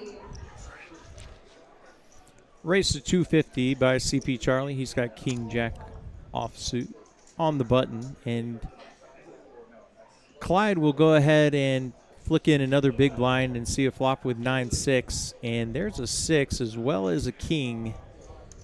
Both players catching a piece. Love it, Clyde. I understand we're running into top pair here, but nice to see you start taking some creative lines. King high boards is definitely a hidden donk line that most people are unaware of. Unfortunately, Charlie does have it here. Check raise with bottom pair out the big blind is another good one. I think we've repeated that. That's kind of been the theme of the big blind defense spot so far, is everyone's seeming to miss the check raise opportunities on the flops when defending the big blind. 7 of diamonds on the turn brings in a lot more outs for Clyde. Now open-ended. He's got 12 outs. And actually, as you were discussing the unique line of Clyde, Eli, I think Charlie actually was pretty transparent about that, being a bit confused by that donk lead. So Yep. Clyde bets another 400K, and Charlie requests a view of his chip stack. Yeah, us, in live poker, we're so accustomed to seeing everyone check and flow, especially on ace and king high boards. It feels always a little iffy or wonky when you see someone lead. However, the more and more studying I do, Kyle, there are a lot of king high boards that can be donked and let out on that people just do not realize, and will definitely put your opponents into quite some confusion. 600,000 from Clyde, and don't see really another path forward other than a call here from Charlie. No, this is just going to be a call. The hand doesn't make sense.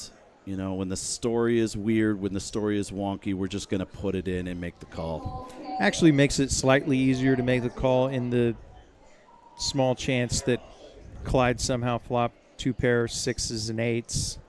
Yeah, as played for Clyde. Or even king 6. After he led the flop, I do like him leading the turn, even though I don't typically get here in this manner. I would probably get to that turn card a lot more with check raising the flop. But as played, when he does lead the flop, I love the continuation on the turn. However, once that board pairs on the river and we don't improve, he's just got to shut it down. We're losing chips for no apparent reason, and now we're just leading 3 streets with bottom pair. And we flip-flopped second and third place. Now Charlie in second with 5 million. We are four-handed. All of these players now going home with at least 16,245. But a lot to play for. Another 30,000, 31,000 can be added on top of that 16K guaranteed payout. And if you guys like weird lines, come play in Austin, Texas. There will be something every session, every hour, whether cash game tournament you are not accustomed to seeing or facing as far as a strategy or line taken by your opponent. It's fun. It's entertaining. Come out here. Check us out. There's still a week and a half to this series. We're barely on day 2 here. Come hang out. Come play some of the funnest, most craziest poker you will ever play. And come wind up on the final table with us. Come win a ring. If you've never played in Texas, I've never heard it said of somebody who came and experienced Texas poker that the action's just better back home. Yeah, never. Yeah, I've never heard that statement made. I have actually, for the last 3 years after living here now, Kyle, and relocating across the country, and I've lived and played in some pretty crazy poker markets, private, legal, casinos, underground, you name it. And I don't know if I could ever go live somewhere and play predominantly 40 hours a week in another poker community outside of Texas. We're spoiled. That's all there is to it. We're all spoiled. Yeah, I played while traveling not too long ago, and while it's always fun to just experience poker when you're out of town, I certainly did miss Texas poker. A couple of queens here on Ace Queen 7 for Kyle.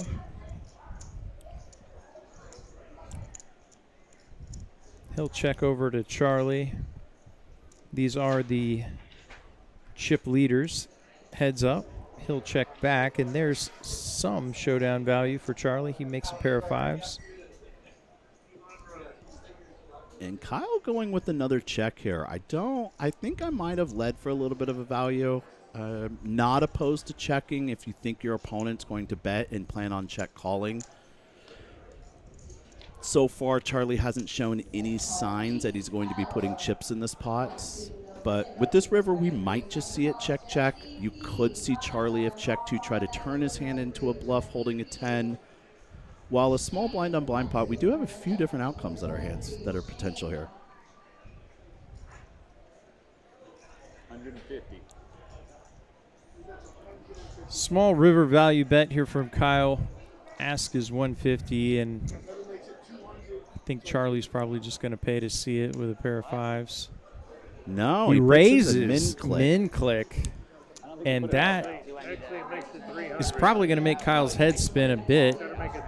I really like the raise, and I like the small size because what we're targeting is very bad one-pair hands here. We're not value betting our 5, but we've got to go a little bit bigger than 300. He's just going to get snapped off right here.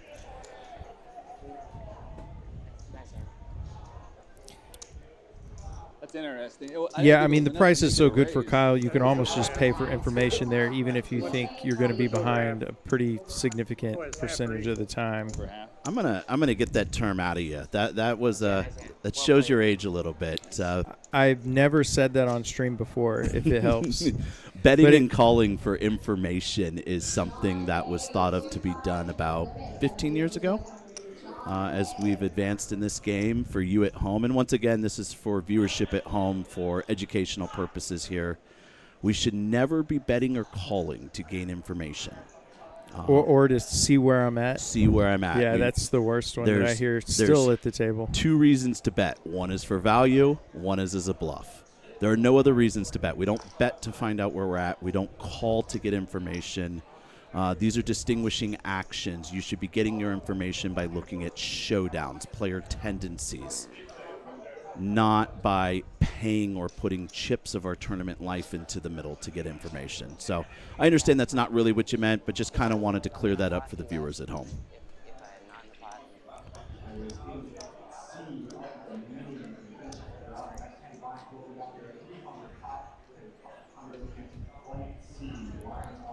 Yeah, agreed, Masonic. I love the river bluff with the 10-5 and turning the 5 into a bluff, but we just got to go much bigger with it. Completely agree. What size would you have gone with there, Eli? Where was the pot at? The pot was 400,000, and he Yeah. led what, 150? Yeah. I don't think we even need to go too big. Just 420. We don't need to risk a significant portion of our stack. Just something that gets him away from an auto call. Raise to 300 here from Kyle, ace 8, and Godzilla's got a couple of 6s, and he's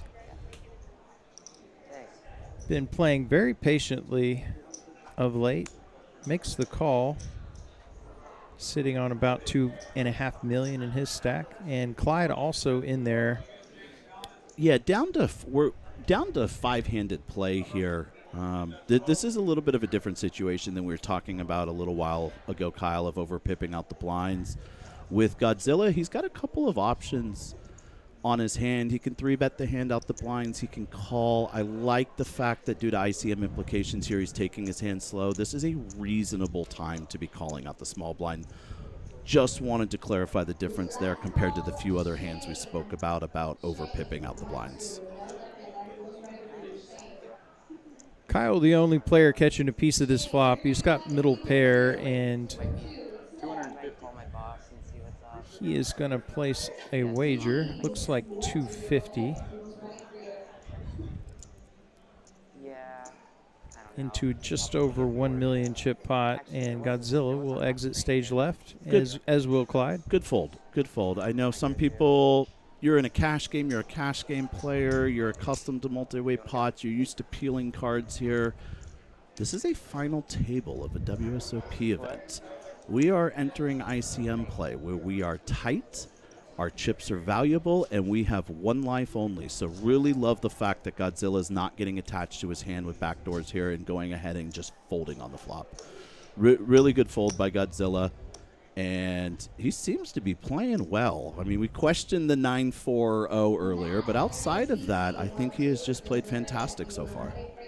Yeah, and speaking of ICM implications, the pay jump now is more than, I believe, 7th place paid in total. So going from 16.2 to 22,005 on the next jump, and Godzilla got the ace-king on the button,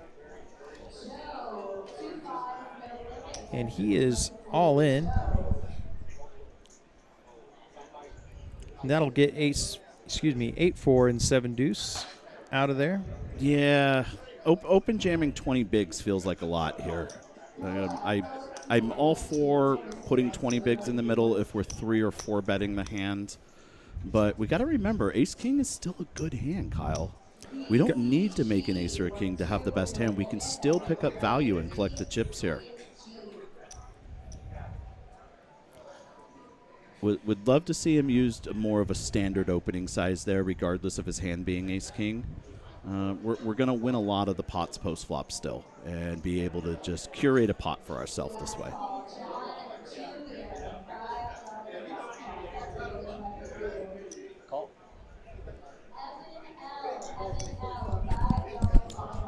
Small blind limp by Kyle, and Charlie looks down at ace-jack, and I would imagine the price of poker is going up.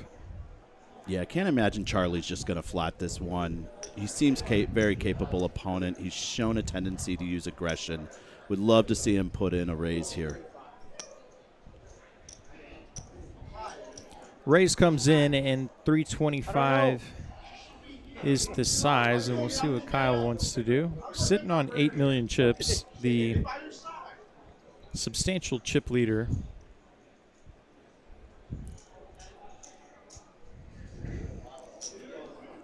He'll make the call and going to a flop.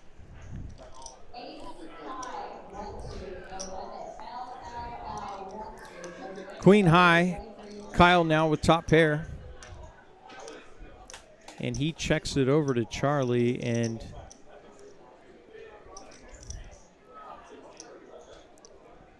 Charlie does slow down and check back. He has C-bet at a high frequency in similar spots, but no, this is a really good check back by Charlie. We can't attack every board with 100% frequency on the flop. Sneaky check by Kyle, though. This might get a trigger out of Charlie. but definitely like Charlie checking it back. He's still got showdown value with the ace-jack high. No reason to start building massive pots without much of a hand post-flop here. And Kyle Rivers trips. Time to try to get some more chips in this pot. And actually with top pair, 400,000.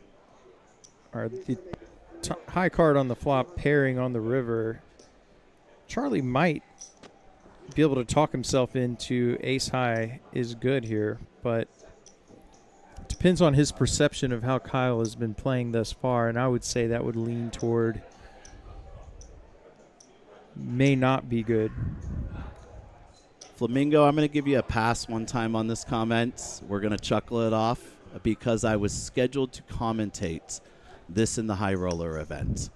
I will be playing most of the series myself. You can also pull up some previous YouTube of final tables that myself have played. And just to shed some light, I was asked to join this team to provide a color commentating standpoint with education for the viewership. So you get a pass this time, bud. No hard feelings. Charlie's still in the tank and does make the call, and it's going to pay off Kyle, and Kyle now up over 9 million in chips. Way to go, Kyle, just pulling in and composing such a commanding chip lead at this table. Not to rush to judgment here, but with him having such a large chip lead, this is really his tournament to lose here.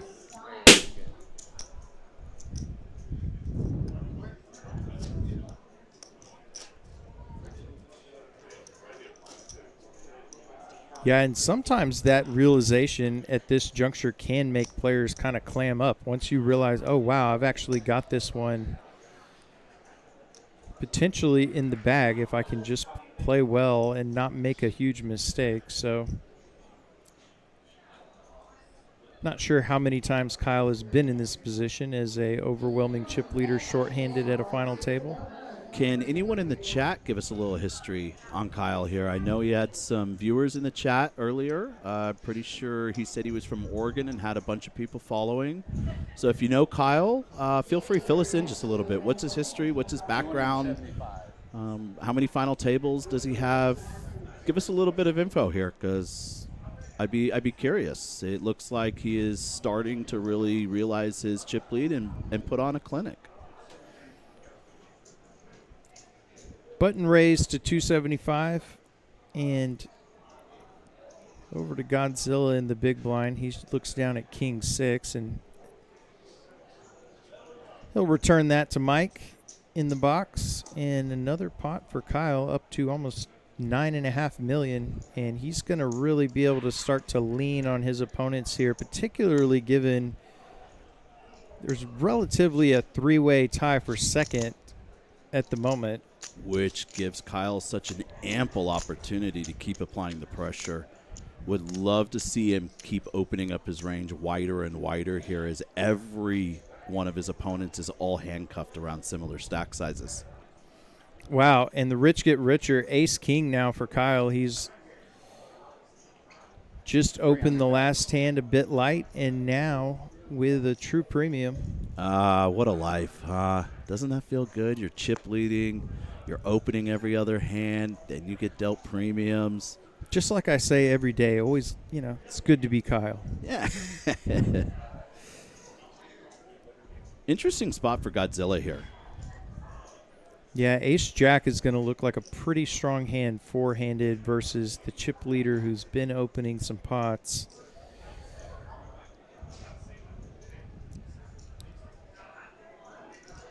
Shout out to Lawrence. Good luck in the seniors event.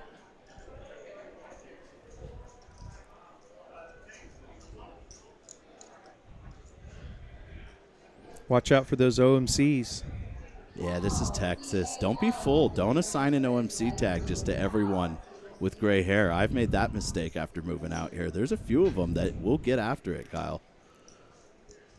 I tell you what, the part of aging that I'm least afraid of is becoming an OMC and exploiting the heck out of it. Oh, you're already an OMC. Oh, I'm just trying to fix you now is all. Godzilla does make the call, and that is a jack high flop. taking the driver's seat right away from Kyle, and he'll check it over. And we have another spot here, Kyle, where the defending blind has a check raise opportunity. But Kyle checking back, surprisingly. 3 of spades, and that is going to bring in a backdoor spade draw. Kyle holding the king of spades. And Godzilla's now got 2 options on his hand. A lead is perfectly okay for value. Once again, a check raise again is completely okay. We have to imagine our opponent most likely does not have 2 spades in his hand after checking back the flop. But all options on the table, and good to see Godzilla not afraid to put some money in the middle. Yeah, I think extra incentive to bet there, not only for value, but also you just can't let yourself get beat by a trash spade. Obviously, Kyle with the king of spades, but if you were to lose at showdown after flopping top pair in this spot to, let's say, the 4 of spades, that would be kind of a disaster. 400,000 is the bet, and Kyle, now with the spade draw, is going to have to see a river. That's all right. Was it from Pat or? You can call her back. 3 of clubs is a brick, and 70544. I think Godzilla's once again got both options on his hands here. Leading for value is fine, but if we start to think about what our opponent has, and he does exactly where I'm going with this, our opponent checked back the flop. He called on the turn. His hand is very weighted towards over cards with 1 spade. I actually really like the check by Godzilla. I bet if we ask him later, his plan here was not checking because he felt behind, but checking because he realized he had the best hand, and his opponent is really supposed to be betting at this river quite often. yeah, it's a over-bluffed spot in many scenarios. Agreed. And, yeah, I love the check there for all the reasons you just described. Typically, if your opponent has a hand like that, they're going to be hard-pressed not to pull the trigger on some type of bluff. But not just that, when the opponent in the hand has position and such a large stack size, we expect our villain to bet most flops here. And when he checks back the flop, he has really capped himself as far as the total amount of hands that he can have in play. And so because of that, that definitely allows Godzilla to be able to take his hand for a little bit more value if necessary. And I think what he had decided here was that his opponent's not going to be calling rivers, so let's check and allow him to bet. Raised to 750,000 by Charlie with the queen 7 of clubs. Gets a flat call from Godzilla with ace-6 suited, and also a call from Kyle. And we've got $2.5 million in the middle with some relatively mediocre holdings. We got 8-9 jack, 2 spades on the flop. And let's go, boys. This is Texas poker. We got the 9-5, the queen 7, the ace-6. Let's get after it. Let's see who wants to start picking up pots and not relying on making the best hand here. Yeah, pair of 9's good for Kyle at the moment, and Godzilla is going to sprinkle in 300,000. Extremely small bet relative to the pot. Did she answer? One thing of note, I haven't picked up on any conversations around potentially chopping. I haven't either. I think going to be pretty hard to convince most players to chop with the first ever Texas ring up top and available for the winner, but you never know. There could be enough financial incentive at some point. Yeah, if you've made it this far, it's kind of hard to just hand the ring to Kyle. That 300K bet does get the best hand to fold, and Charlie with just a gutter. Yeah, I don't think Charlie's sitting here and pausing just due to the gutter. It's the fact that he blocks both ends with the queen and the 7. Both his cards interact with this board texture very heavily, and not only is he drawing live to a gutter, there's a lot of boards I'm sure Charlie's thinking that he's going to be able to take away this pot as well on. does make a pair and vaults into the lead. And 7 of spades, not the type of turn card Godzilla was looking for. That's going to complete a ton of draws that would have flatted. Yeah, Mixon, you might be right. I'll have to double check on that, but you might be right, Mixon, that we're not allowing chops due to this being a WSOP branded series.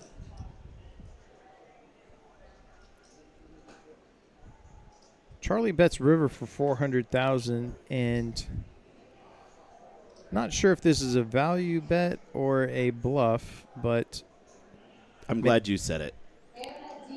It's a merge bet, Eli. Could be value. That could word be a will bluff. not come out of my mouth. I'm glad you said it. Or maybe he just wants to see where he's at. Maybe, yeah. Now, in all fairness, I think Charlie has been playing pretty well at this final table. For sure. Always interested afterwards to hear the thoughts of these players and why they did something. Backing up to that ace-jack, ace-king hand, I'd love to ask Godzilla as well what his plan on the river was, if he was checking due to the spades, which I hope not, or if he was checking because he realized his opponent was not calling a bet and was hoping to induce. But always interesting just to hear their thoughts from in-game as well. Massive pot, and raise comes in, and what a move it is by Godzilla at just the right moment. He asks for $1 million. I shouldn't say ask. He demands the match of $1 million, which Charlie is unable to do, and that'll be enough to win him a $2.4 million chip pot. Street profit, poker. I should say. Street poker. We are taking it to the streets here. I don't know what that hand was, Kyle, but I'm a fan. I like it. It's entertaining. Everything about the hand was off the rails. The $750K to get things kicked off. Yeah. The 2 flat calls. It was.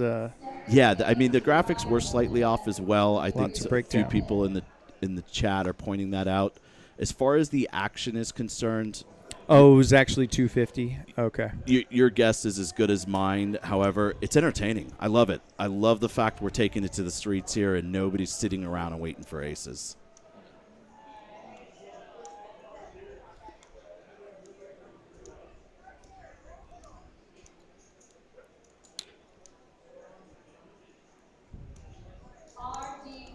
Got a limped pot, and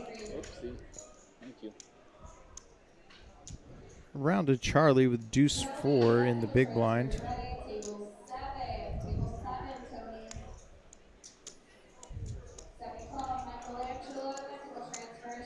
All right, and we are Texas heads up.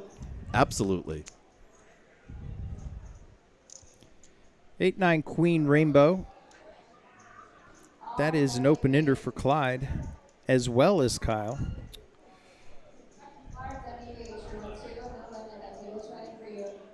Charlie and Godzilla not really interacting with this board texture.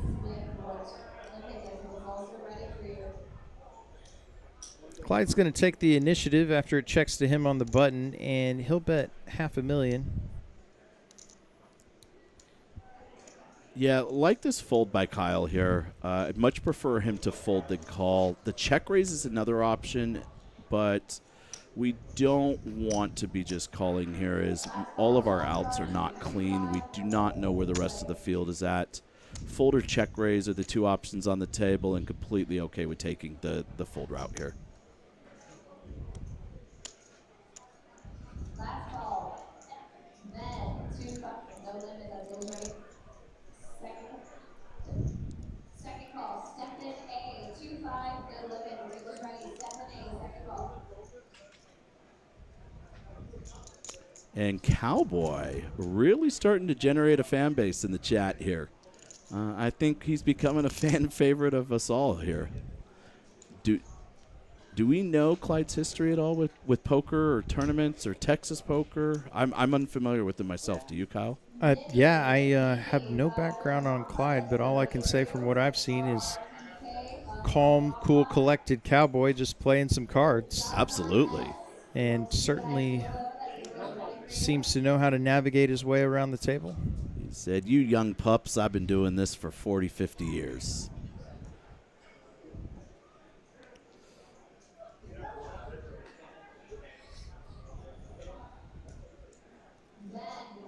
I just play this game because all the stud games dried up. Exactly. He probably crushed all those with the cowboy hat as well.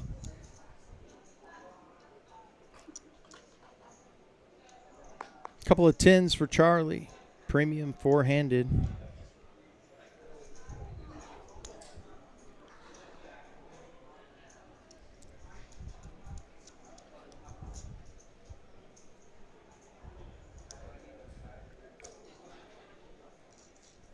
And raise and take it for Charlie, and he's been whittled down to one of the shorter stacks, sitting on 2 million. Are you the owner of a cowboy hat, Eli? No, I'm not. I'm a big city boy that moved here. But, you know, I'm not opposed to getting a little country going, and I think at some point I'll go out and make sure to add a hat and some boots to my collection. Well, it would be a shame to cover up that sharp haircut you have with a hat like that. Where did you acquire a haircut like that, Eli? Oh my goodness! Actually, shout out then to Cookie and Brittany, who run Studio 512 Barbershop. They are a mile down the street from TCH, kitty corner across from 183. They have a very big interest and support into the local poker community, and are really looking to start making a name for themselves with incoming traveling tournament players. Kyle, as we know, our poker news reporter and Trailblazer reporter, uses them. I use them. Shout out Brittany, Cookie. Go see them, guys. 512 Barbershop, Studio 512 Barbershop. Look them up. They're kitty corner, less than a mile away from TCH. If you're in town and need a fade, a lineup, a beard trim, anything, they are fantastic. Race to 375 from Kyle. We have so many Kyles tonight. I know, Kyle this, Kyle that. Yeah.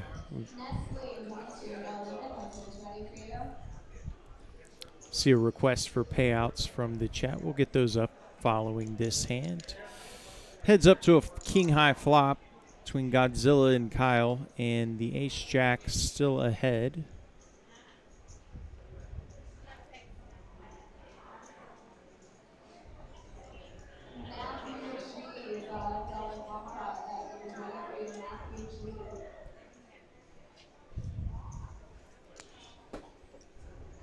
$225.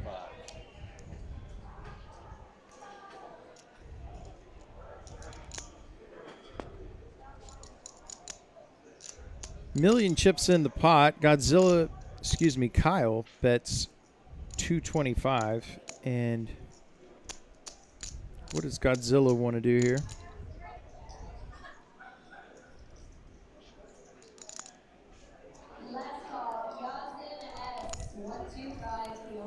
So some information coming in just recently from a few individuals that know Clyde. Clyde, a long time, I guess, local private game player in the Steiner Ranch games that have been infamously running for a handful of years. So Clyde, no stranger to Texas poker here.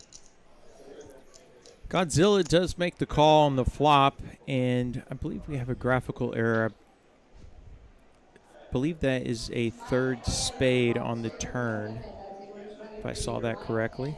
It was, and had given Godzilla a spade draw that bricks out on the river, so $1.5 million in the middle, and ace-jack high is going to be good here for Godzilla if he can get to showdown.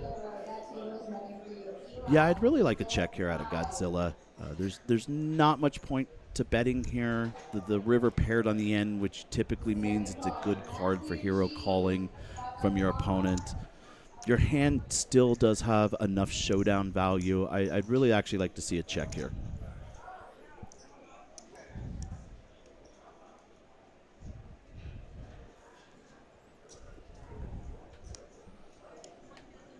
$1.2 million from Godzilla, and bluffing with the best hand. I like that. It's a good line. Bluffing with the best hand. I've been known to do that a few times. We've all done it where we're sweating a big bluff and then our opponent shrugs and shows their hand and we realize whoops, we were actually technically would have wanted a call. As it stands, Kyle sits on 7.1 million, and we'll get those payouts up for you. And quick reminder for any late folks joining the stream here, this is the Lone Star, or the first Lone Star Ring event. So champion today will get one of those beautiful World Series of Poker circuit event rings, as you see in the graphic there. And we had a 100K guarantee and absolutely smashed it. Almost 300,000 in this prize pool. Did we get the final numbers on the Big O at the end of registration? We were currently tripling that guarantee also, weren't we? Smashing guarantees, yeah. Last we saw, we were at 147,000 on a 50K guarantee, which I'd imagine has ballooned above that number. Final number for Big O, 164,285. Wow. Biggest Big O tournament I've ever seen in the state of Texas. Doesn't mean it is, but at least that I can ever recall. So all the mixed game players having a field day out there. Pot developing, Clyde with a pair of queens. Kyle with the same. Yeah, top, both same essentially pair of the queens. same Yeah. hands here. Ace, queen, rag.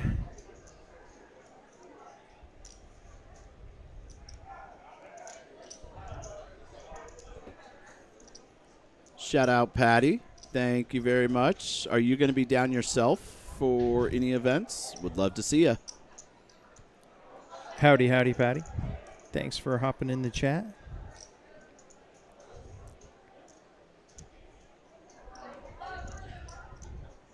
We do take free compliments, so appreciate it. Patty, a fan favorite in all the rooms around here. Now we hit something. She is a staple in the local scene. Fantastic person, fantastic human being, fun poker player. All around, I think everyone's pretty excited when she walks in the room. And not from a playing standpoint, because she's just genuinely one of the most awesome, loving human beings in this industry locally.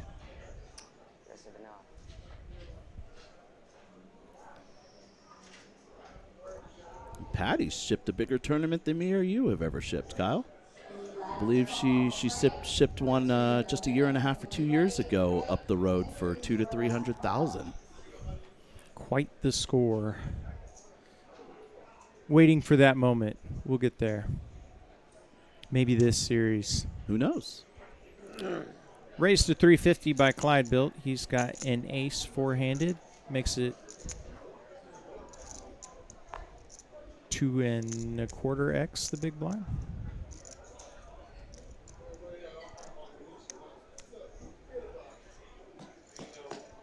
Good enough to take it down.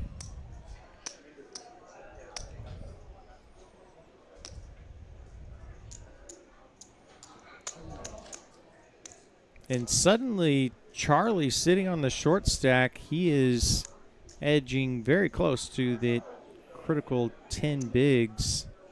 1.75 million with a big blind of 150K, and those blinds and antes come around quite quickly four-handed. Yeah, they do come around quick, Kyle, but 10 big blinds is not what 10 big blinds was, let's say, 6, 7, 8 years ago. There still technically are a few opens off 10 big blinds without jamming. So Charlie looks like and feels so far that he's completely capable of understanding these concepts. Would really not count him out just yet. Feels like a very, very capable opponent. And as we speak, there we are. Go ahead and opening off the 10 big blind stack or just over. And an immediate rip from Godzilla. Just unlucky timing there for Charlie. Godzilla will take it down quickly. And I know we can see he's in a flip situation, but I really like the open and then the fold. Queen 10 off, just a little too light to call off your tournament life here. And there can be mistakes made by other players to get us a ladder as well. So really like the fact that Charlie is folding the hand and not feeling committed to it. Got a Charlie fan in chat from Rez. Says he's a great guy. Play with him in Colorado and at the Night Owl Bar. Rake free also. Rake free poker is good poker. Love it.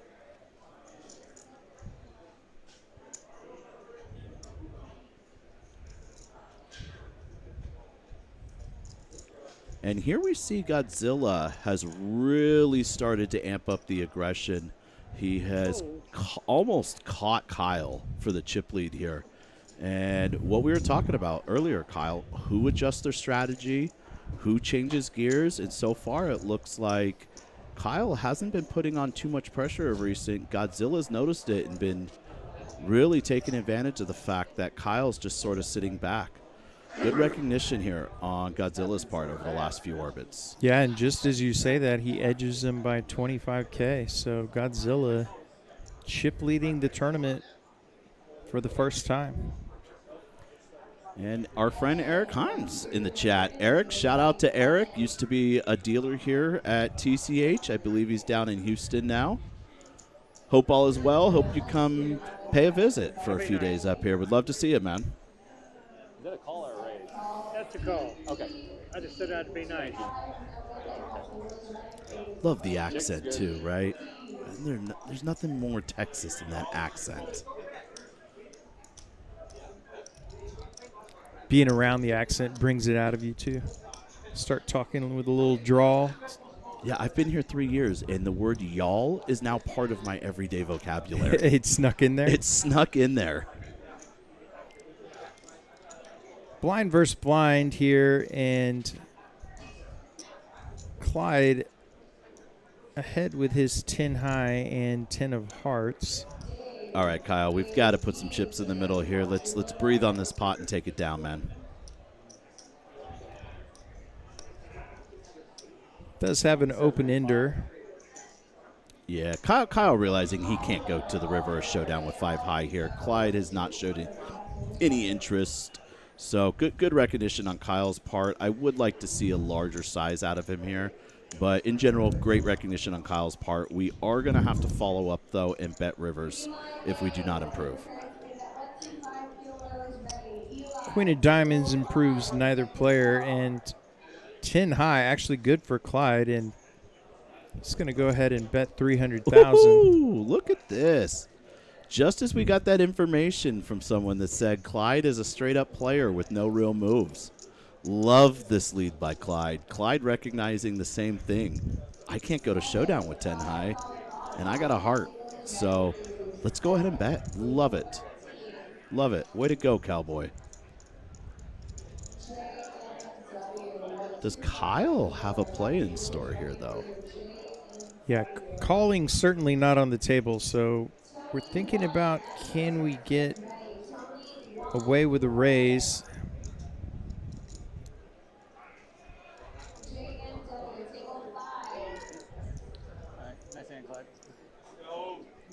And Clyde showing us that he's not a straight-up player, just as we assumed. Nice bet, Clyde. Way to go.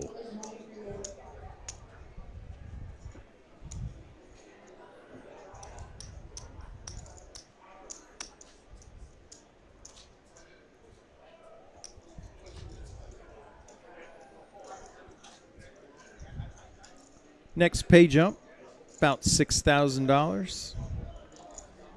But still a ton to play for, and you would know this, Eli, having played mini stream final tables. This is not the time to lose focus or get complacent about the money you've already locked up. No. Really time to bear down and lean on your opponents who may be experiencing a little bit of fatigue or even already somewhat satisfied with the money they've locked up. Yeah, and once again, it really looks like Godzilla is the one who's realizing this currently at the table. And so far, I think since we were 5-handed and 4-handed, Godzilla's been the one controlling this table. Not Kyle, not any other opponents. Godzilla has really been the one to kick it into another gear, but he is going to get a fight back here. The ladies for Charlie in the big blind, dream scenario, sitting on the short stack. Yeah, this is just going to be an all-in here. There's no reason to mess around. We have under 10 bigs. Let's put it in.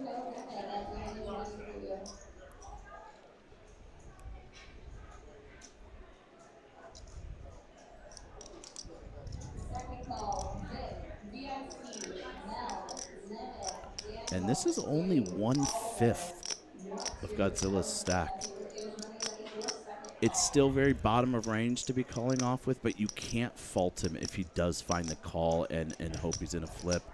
I personally think it's very similar to the 7s earlier where it's going to be a raise fold, but once again, if he does make the call, you can't fault him here.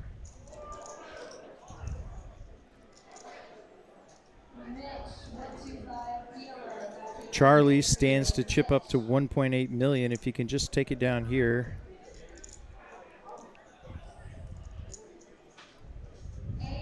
No, I believe Charlie has 1.8 million. He would chip up to just over 2.3. Yeah, graphics updated.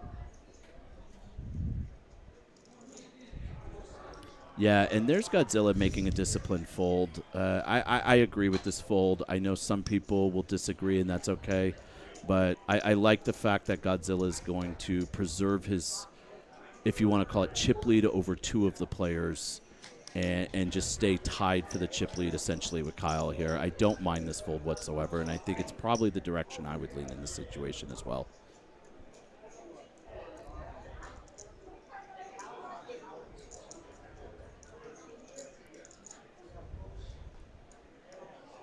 There's nothing wrong with raising and folding whatsoever.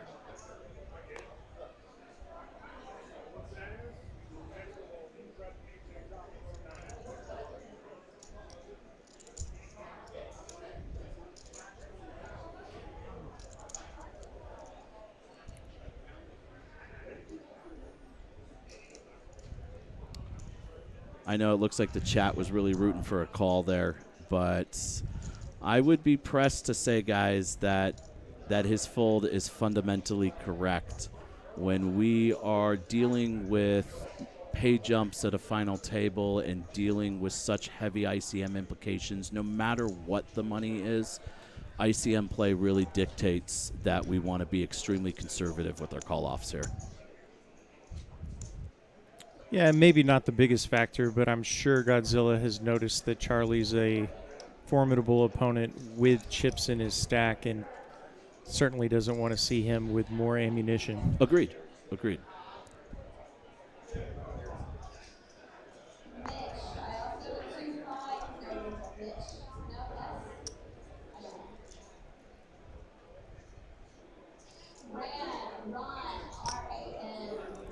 Couple of 8s for Godzilla. He's just going to rip it in on Clyde, and Clyde looks down at 7-3. Tight, but I think I'm gonna fold.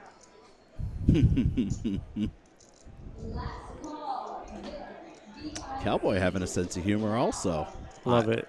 I love it, man. He's my new favorite. He sounded exactly the way I wanted him to sound, too. That's awesome.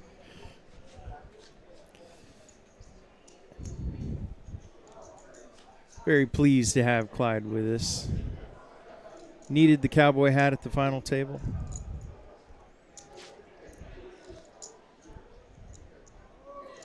Playing some good poker.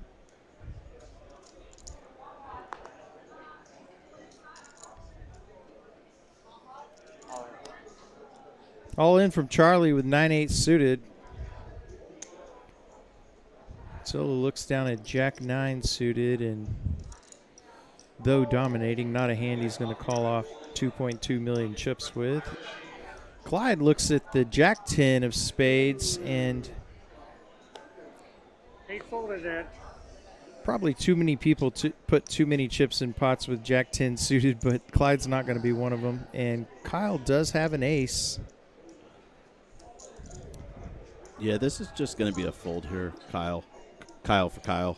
This is the hand's just too light to call off with. Charlie put maximum pressure on by jamming, and the ace-5 offsuit is just not one we want to be calling off on the offsuit variety. Yeah, so much of Charlie's ripping range there is going to include dominating aces amongst other hands that are way ahead. Middling pairs that we only have one over to.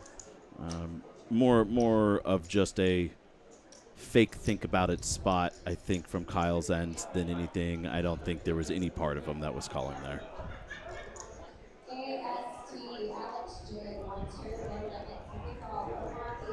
And we'd love to see Godzilla open this hand and keep applying pressure. I know it's on the wider side, but you have shown that you have control of this table, and people are not willing to battle back with you. But we can say the same for Clyde here. Excellent open by Clyde with the King-8.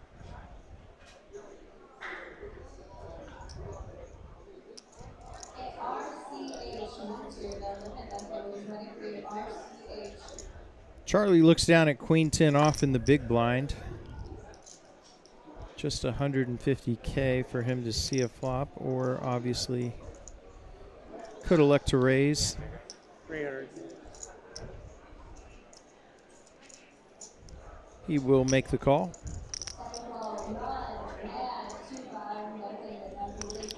3-4-7, couple of clubs. No player connecting here. Checks through quickly, and the ace on the turn.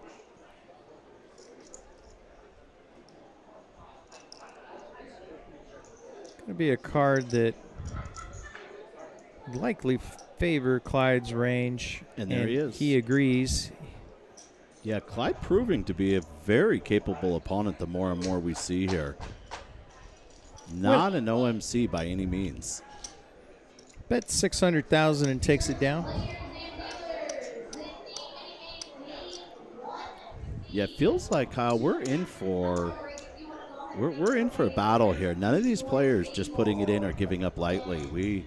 All four of them feel like they're still in contention for this thing. So we are, buckle up, boys and girls. We're going to be here for a little while. And obviously, we've been talking tournaments, but for you cash players and tournament players, if you want a good deal, you can purchase the monthly membership required to enter any of the WSOP tournaments, and 9 hours for $100. Get you a few hours and your membership at the cash tables between tournaments. Clyde, a couple of ducks are going to find the muck.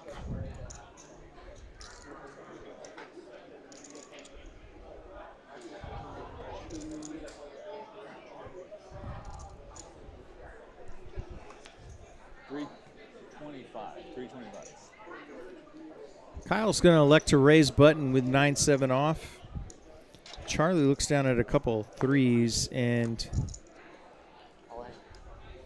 that was a pretty predictable all-in from Charlie. Nice re-steal spot, and he's going to run right into Godzilla with a couple of 10s. And just as I said, we're going to be here for a while. We have two hands colliding. Can't fault Charlie for jamming the threes here. Very unlucky to run into the 10s behind, but this is what tournament poker comes down to sometimes. Charlie's tournament life is going to be on the line. We've got $4.8 million in the middle and looking for a red 3.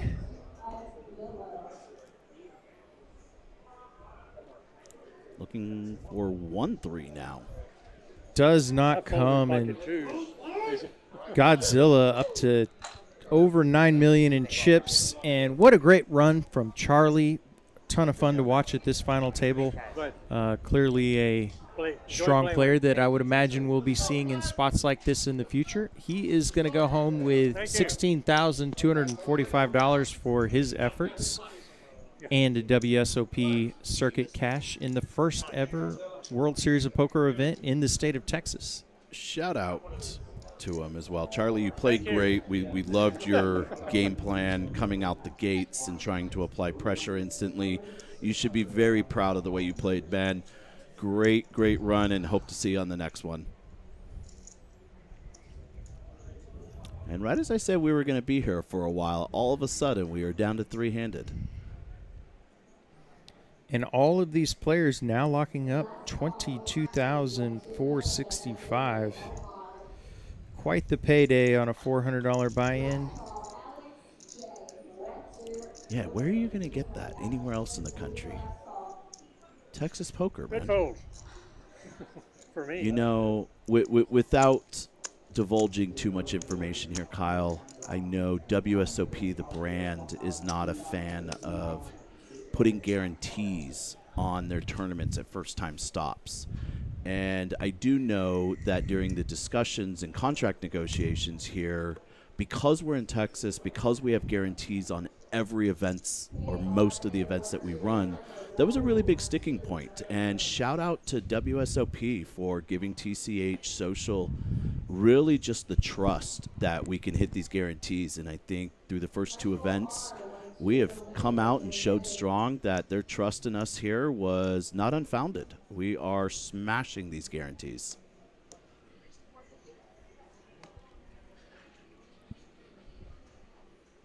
And none bigger than the main event, coming up with a $1 million guarantee for that coming up toward the end of the series. Oh, I can't wait. Are you firing that, Kyle? Of course. How do you have the main event of the first ever and not fire? Yeah, absolutely. Yeah, I've got at least 5 or 6 $1,700 bullets lined up for this thing. I am excited.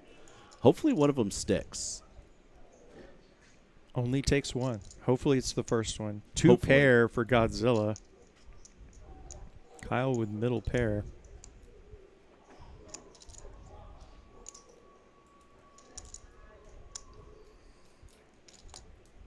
$300,000 from Godzilla.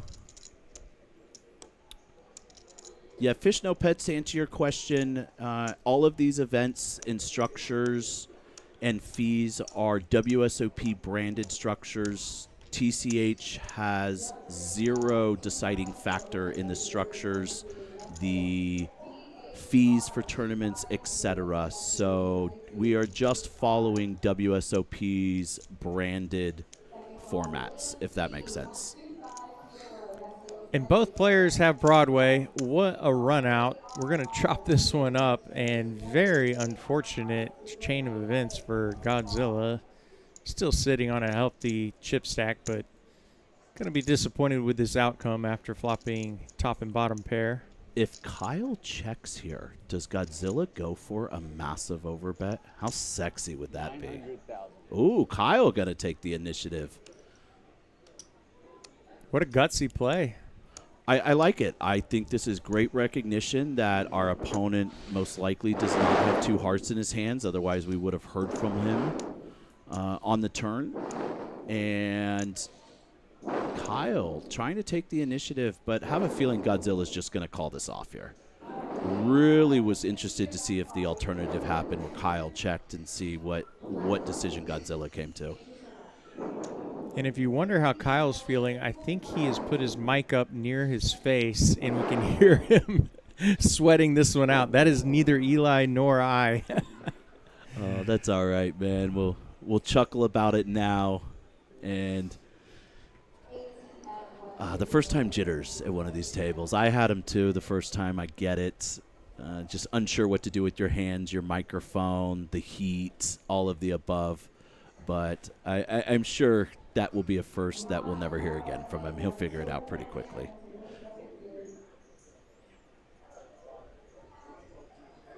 Gross spot for Godzilla. Back of your mind, you're thinking, good grief, am I just going to flick out this $900,000 and get shown two hearts and feel a bit silly and chip up my opponent? And he does get the fold, and what a move by Kyle. We'll have to ask you about that one later. Great bluff by Kyle. I think with the size of the bet compared to the size of the pot, with the size of our chip lead, I think we got to make the call though there if we're Godzilla. And nice move by Kyle. He had in a few spots opted the more conservative route, but definitely does not there. And as Clyde said, he's going to have to ask him about that one later. Yeah, agreed, Kyle. Let's make sure to give Kyle his props here. Excellent bluff. I think he understood exactly what we're saying. If the roles were reversed, that his opponent doesn't have a lot of flushes here in range. Most likely they're chopping. Let's see if we can just steal this one. Nice play by Kyle. From zero to somebody in chat says, what a move. Certainly agree. Yeah, that's one, Kyle, you should be proud of there, man. Even with the breathing, it was almost made for camera. Clip this one up when you get home. Take it out of YouTube, put it in your own portfolio, man. That's a really cool hand to be a part of.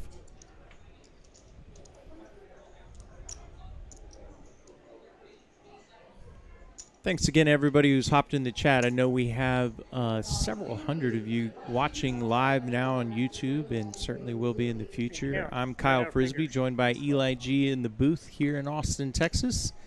This is the first Lone Star Ring event. Nearly 300,000 in the prize pool, 47,000 up top. And we're down to 3. They've all locked up 22-5. Way to go. Way to go for all of them, man. I'm happy for them all. They have earned this. They have fought through long, grueling hours all yesterday and into today. And just all of them should really just enjoy this moment. This is a special situation for all of them to be in, a part of history here at the first final table in the history of the state of Texas for the WSOP brand. And based upon early returns and results of this series, along with how smooth this is ran, I have a feeling, Kyle, this is going to be the #1 stop on the circuit by the time next year's schedule comes out.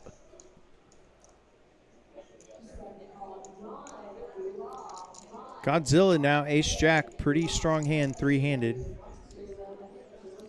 Has the advantage of the button as well, and 400,000 is the raise.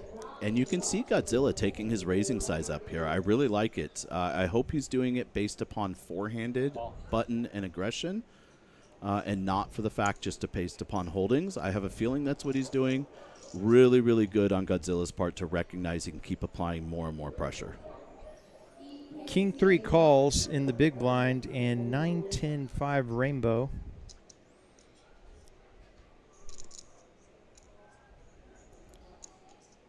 Kyle checks over to Godzilla, and he's going to bet 2 bigs. Yeah, the more and more we're watching Godzilla, I'm really liking his game here. We saw him earlier not auto c-betting boards, and now we're watching him c-bet this board. Great recognition, the ace-jack, the jack having interaction with the 10-9 high flop, the button three-handed, or excuse me, four-handed. Again, three-handed. Godzilla really is the one that we've talked about here quite most over the last handful of orbits. Opening his game up, taking different stylistic approaches, changing gears. All of these players, though, very deserving. We've seen all of these players make some very creative and successful moves at this table. And honestly, this is just proving to be very good entertainment for the viewers, for ourselves. All 3 of these players really showing out here. And oh no, Godzilla gets the walk with jacks.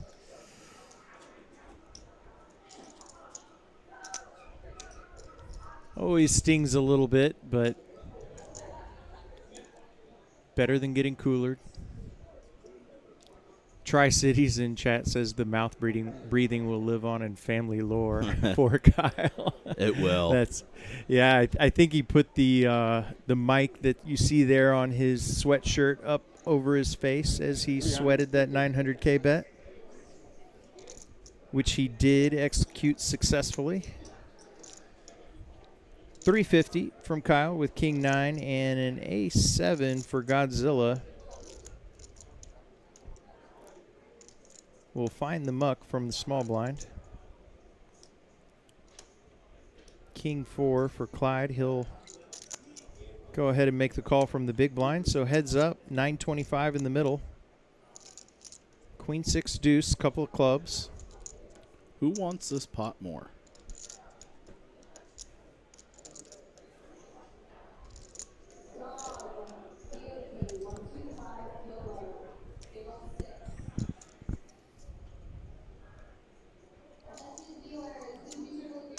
C-bet from Kyle is good enough to take that one down.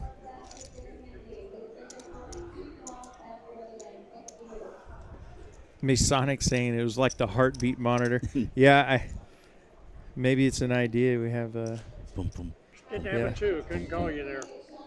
I have seen the heartbeat monitor games. Those are entertaining. Sorry, you, Clyde. I didn't have a 2. I couldn't call you. Oh, a 2.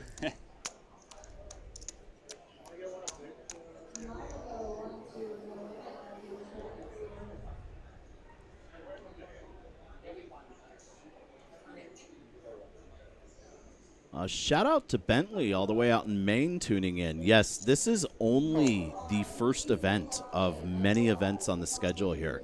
We will have plenty more being streamed.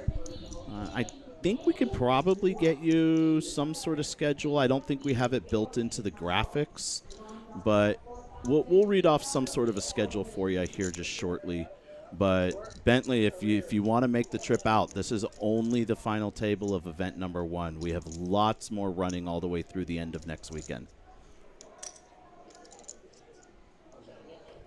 Yeah, we'll get you the full schedule, but just quick view. So April overbet, 27th is the final table of the Overbet, 500K guaranteed mini main. Missed the overbet? Oh. You can watch with Miss Sam Perriman Bet too and much. Aaron McAvoy. Oh, they're great, aren't they? So look for that from the 27th. I Yeah, have a lot I Sam, can play you'll around with recognize you if you follow I said I didn't have a lot I could play around TCH with you or in the week. I got a Hijack bit of on overbet. Instagram, and Aaron McAvoy, longtime voice of the stream, both in Austin and now primarily of Dallas cash games and final tables. And most of you have actually listened to Aaron before and hadn't even known it. If you guys remember that infamous quads being folded on a stream game about a month ago, that hand that went viral across the internet of the guy that folded quads incorrectly, that was Aaron on that call, and I thought he nailed it. Jacks now for Kyle, looking at a raise from Clyde with ace-5 off. And choosing a method of how to proceed. 1.1 million. 1.1 million announced. Love the size here.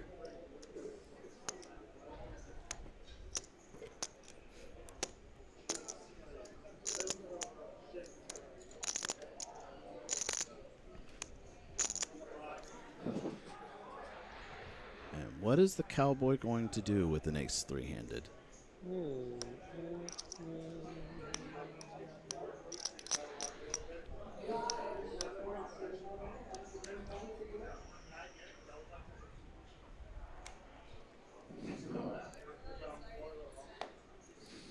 Muck formation believe you. I don't, ensues, and Clyde, I didn't want to announce or jinx him, but yeah, I wanted to say he has seemed least likely to make a big blunder thus far, so seemed unlikely that he was going to get himself in a ton of trouble with ace-5-0.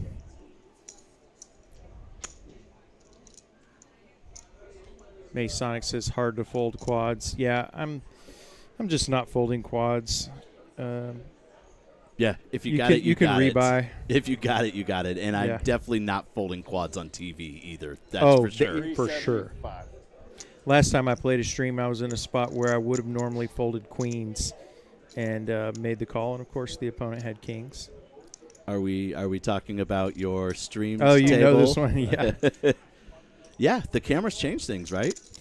You know, it was honestly calculated. It was like, I'm kind of going to just give action, and, you know, if they have it, they have it. And they did. King high flop, top pair for Clyde. Out flopping the pair of sevens for Kyle. 300. Clyde checks it over, and Kyle's going to put in a $300,000 bet, or chip bet, excuse me. Yeah, we're not joking here, Masonic. This hand went viral across the internet. It took place at TCH Dallas maybe about a month and a half ago. I think if you were to ask anyone, most poker players across this country and maybe in a lot of other countries globally are very familiar with this hand. It caught a lot of media attention. You can easily look it up on YouTube, any social media platform. Just look it up. We're not pulling your leg here. This guy folded quads on camera. And I don't think it's too much of a spoiler, but in kind of a dream spot where you can't believe you just get to make the call. I won't say more. Go watch the clip. The guy that folded the quads. Oh, yeah. oh, okay. I got an inquisitive look from Eli. Now, Clyde does take that down with a raise after check raising with top pair. And on to hand 74. Kyle Frisbee here with you from Austin, joined by Eli G here in the booth.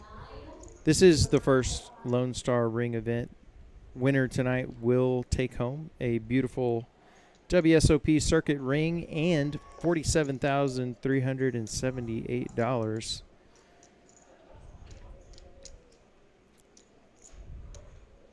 $400 buy-in, 901 entries were generated on a 100,000 guarantee prize pool that ended up just under 300,000.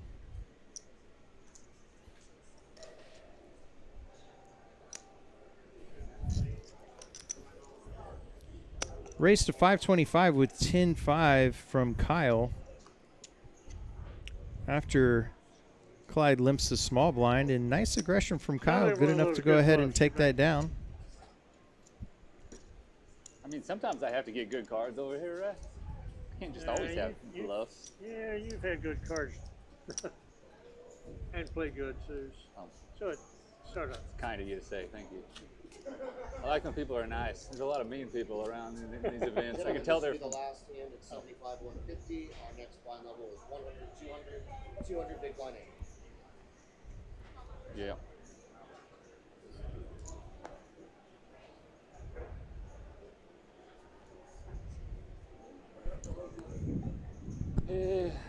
Are you from Texas, Clyde? Yeah. Yes, sir. Born here? Born in Texas, raised in Texas. Lived in Austin since 1962. Yeah.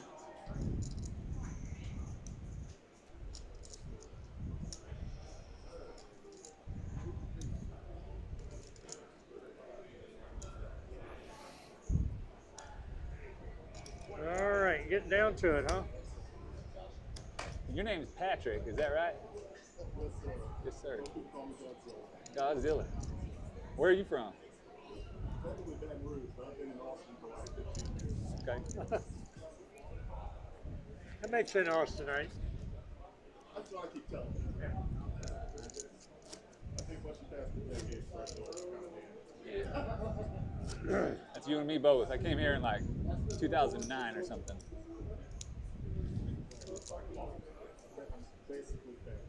I got an accent now. I didn't have one before. What we were just echoing earlier. Yeah. It's 200 right now, isn't it? Okay.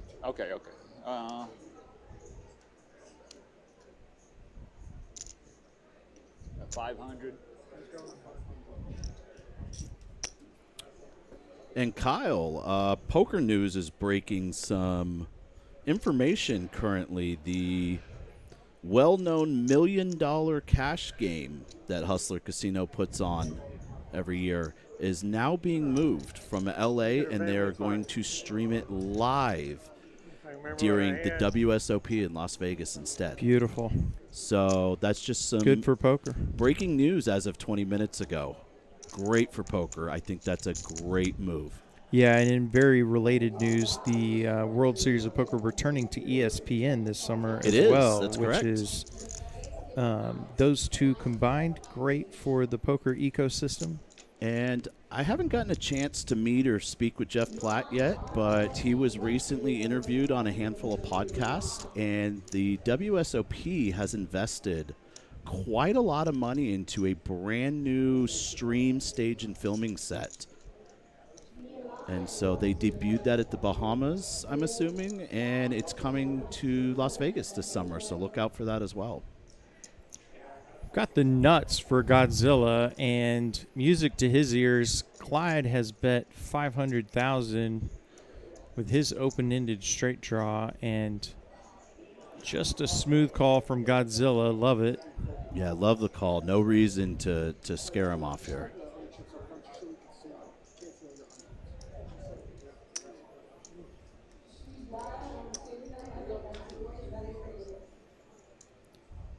Fortunately for Clyde, no straight materializes on the river, and he arrives with 10 high. Godzilla's going to have to go for some value here unless he wants to get super trappy, but he is just going to ask for all of Clyde's chips. Too much. And Clyde's going to say, that's enough of my chips. Yeah, obviously Clyde's never going to call with 10 high no matter what the size of the bet is. But if we're in Godzilla's shoes here, do not show. Good job.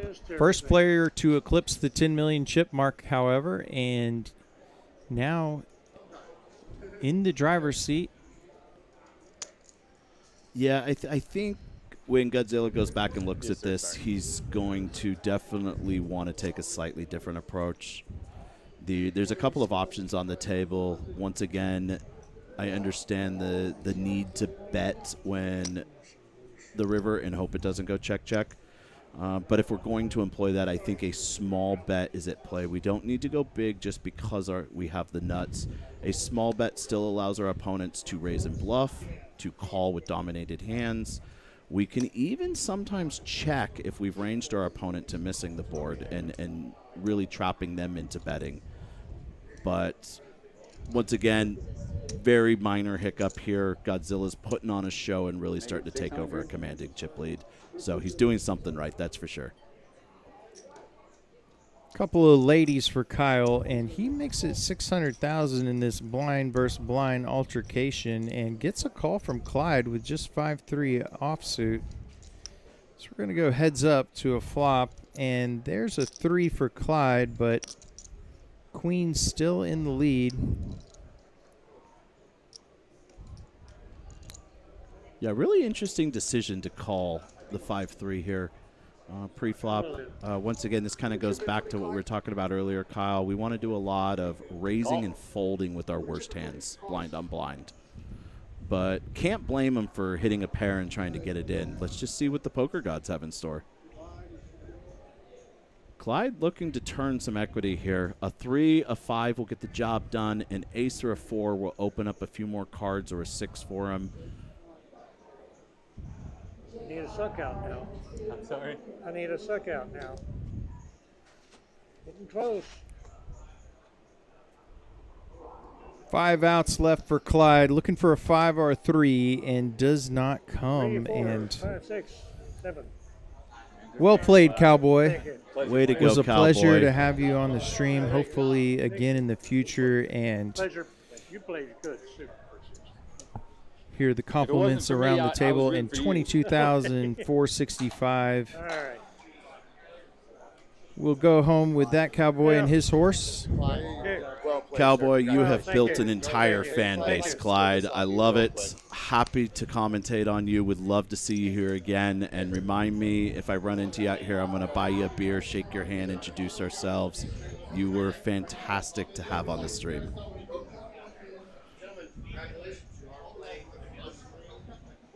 And Godzilla and Kyle going to be battling heads up. This has been 2 different stylistic approaches. Let's see which one adjusts heads up.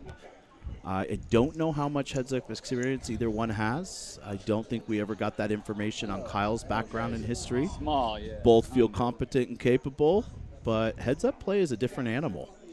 Yeah, it should be a very interesting match no matter what, and what will help enable that is, as it's not all that common, we have pretty even stacks, 8 million versus 10 million approximately, and a pair of 3s, pretty good hand to start heads up for Kyle.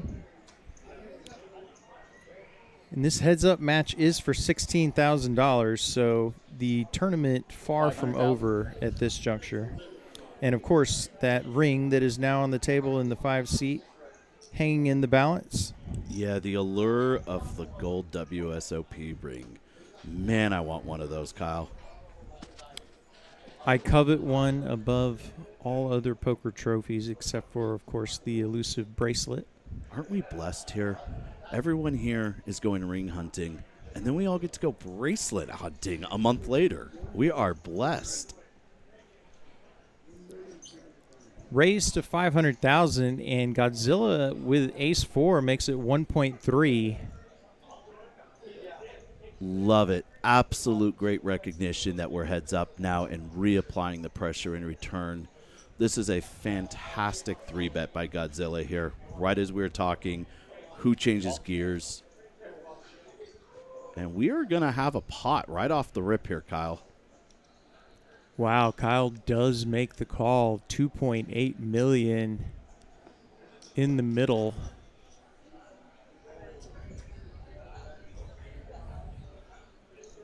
All right, looks like we're getting a little information in the chat here. Kyle used to be a crusher back in the day on PokerStars, it sounds like.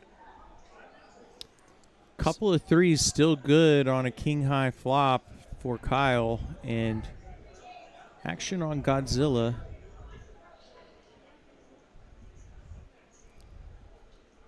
He will check.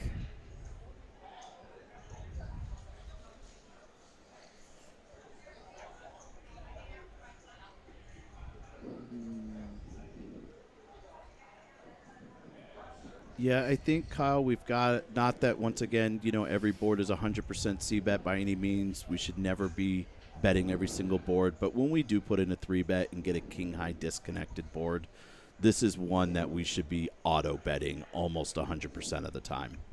It's on me. My fault.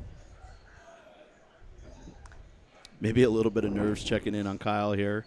Kind of spaced out from the moment for a second. Sorry, Back to the breathing. I was bought in. I thought he was deep in the tank. I did too at first. So check, and, or excuse me, just a check. Oh, I'm sorry. I had my action reversed here. I thought Godzilla was first to act and checked. Yeah, I could not see the button, so apologies there. So Godzilla's bet 800,000. Okay, so Godzilla does take the standard C-bet on this board. You know, forget what we previously said.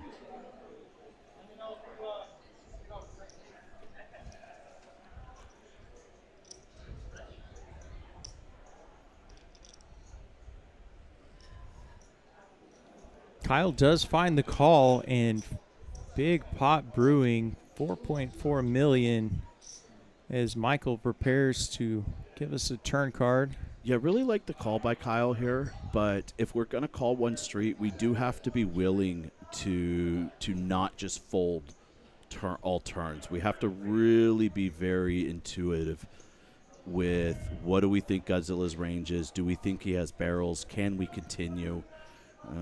This is going to be a very dicey spot either way, but we have to be not automatic with our decisions on future streets, if that makes sense.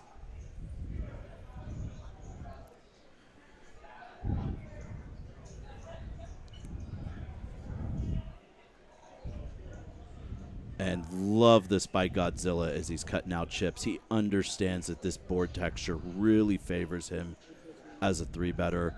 Love the fact that he's putting in the double barrel here.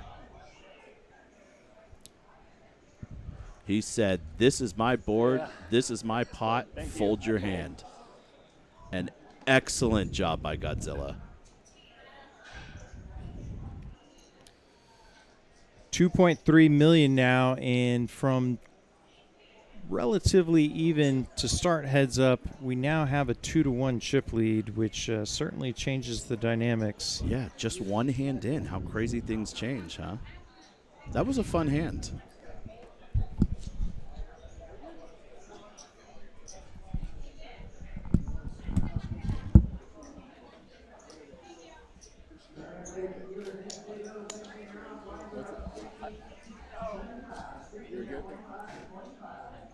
For some reason, I have a hard time hearing your voice. It's so loud in here. Yeah. Guys, apologies real quick. Kyle had to step out of the booth for just a second. I believe we are working on a surprise for all of you following along. So bear with us for just a minute, and let's see if we can bring the surprise guest in the booth.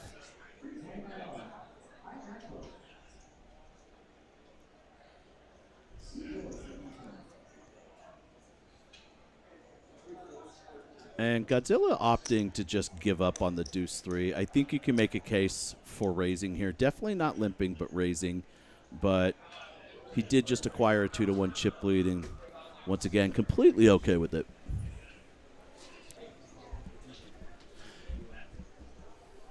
And guys, we are going to have a surprise guest for you just coming up in the booth. Because we do only have 2 headsets here, I'm going to relinquish. But you guys will be very pleasantly surprised with who is replacing me here. 500.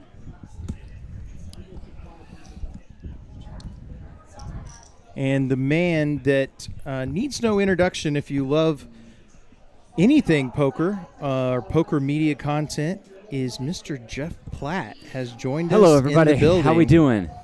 I didn't know I was stealing a headset, so I feel bad, but I'm not going to be here long anyway because you never know when this could end. Want y'all to have your winning moment, the first World Series of Poker circuit event in the great state of Texas. Thank you all for having us.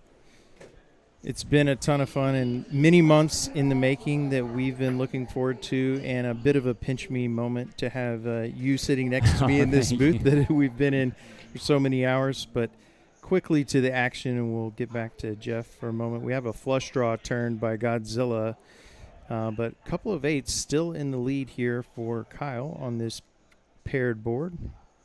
All due respect to Kyle, I'm not too familiar with either player, but to have a Godzilla win the first event in Texas. He's even got the shirt to match the name, yeah. Something special, perhaps. And he has played like a Godzilla. He's shifted some gears and actually won the first hand of heads up with some aggression from behind. So he's going to bet 600,000 here, apply some more pressure to Kyle, and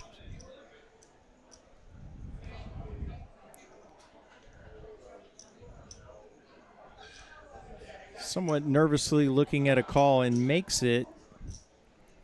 How do you know he's nervous? Can barely see the guy.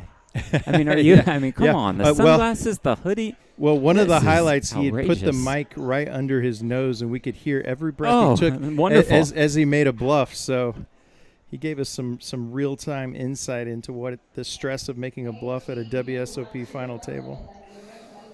Action back on Godzilla, and is he going to be able to fire again? And in a moment, Jeff will get a chance to ask your thoughts on coming to Texas and the first time stopping in the Lone Star State with the World Series of Poker.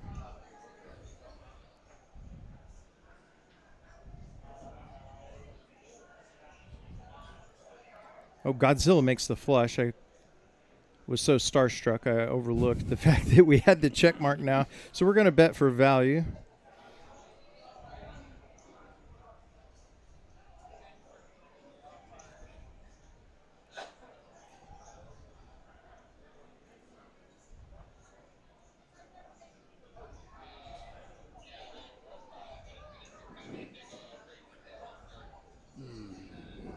Godzilla grabs a big stack of orange chips, and we'll get the number here in a moment from Michael, but that is $2 million.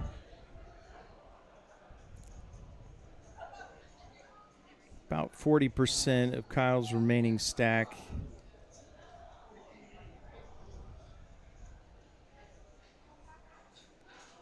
Loses to basically all value, but had hung in there tough to this point with just the pair of 8s. And it's heads up. You talk yourself into a little bit more in these kinds of scenarios. Yeah, and Godzilla has raised the aggression. I guess obviously we have the luxury of seeing that Godzilla's done it on the lighter side, but certainly should have a more aggressive image from Kyle's seat.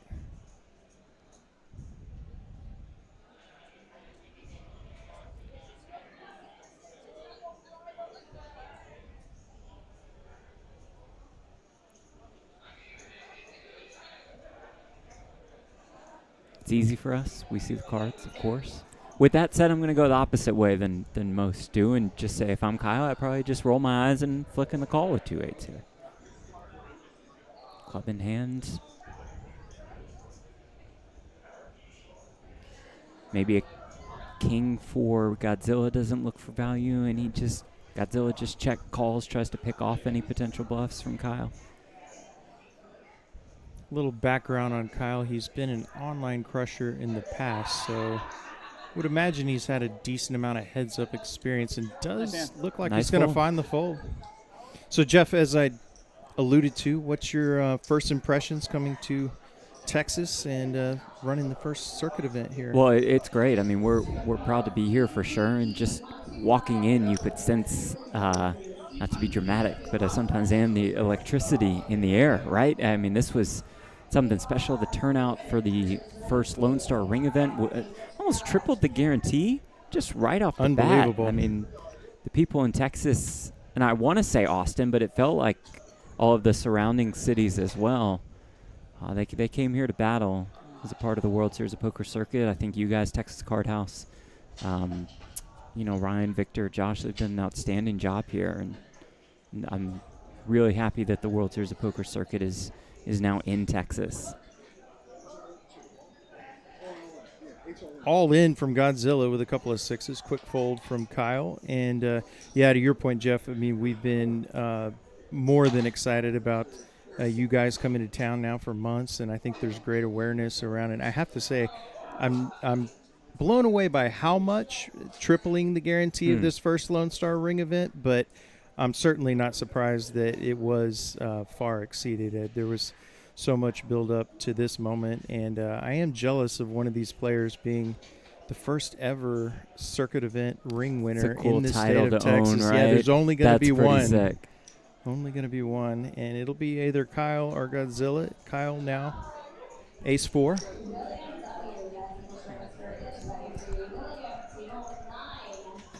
He will make the call. I do feel like the World Series of Poker circuit is really going to be revved up. WSOP recently brought in TJ Reed. It's just going to be awesome. Yeah, I was very excited to see Mr. TJ Reed walk through the room yesterday as I was playing a cash game. I, on a long road trip, watched pretty much every moment of his deep run in the WSOP Bahamas 25K. Yeah. How about that? And that was, I knew him as a poker personality, but that was my biggest introduction to his game as Kyle turns trip 4s. Although Godzilla here just with 10 high. TJ's already done a great job. He's already made an impact just a couple weeks in. I know you'll probably bring him into this booth sometime next week, and I'm thrilled that he can kind of fill you in on what he sees as the future of the World Series of Poker circuit, but Texas is going to have a very big statement in that future. 1.2 million? We're overbetting the pot here. 1.2 million from Kyle and quick fold from Godzilla. I like the idea. It set up a nice river jam there. Just unfortunate for him that Godzilla didn't have anything. All right, Kyle, I'm going to run. Just Jeff, in case it ends early, I want you all to have your winning moment. Congratulations absolutely. On everything. Very much in the great appreciate state you. of Texas. Yeah, thanks for taking the time. That's Got it. Mr. Jeff Platt. Eli will rejoin us here.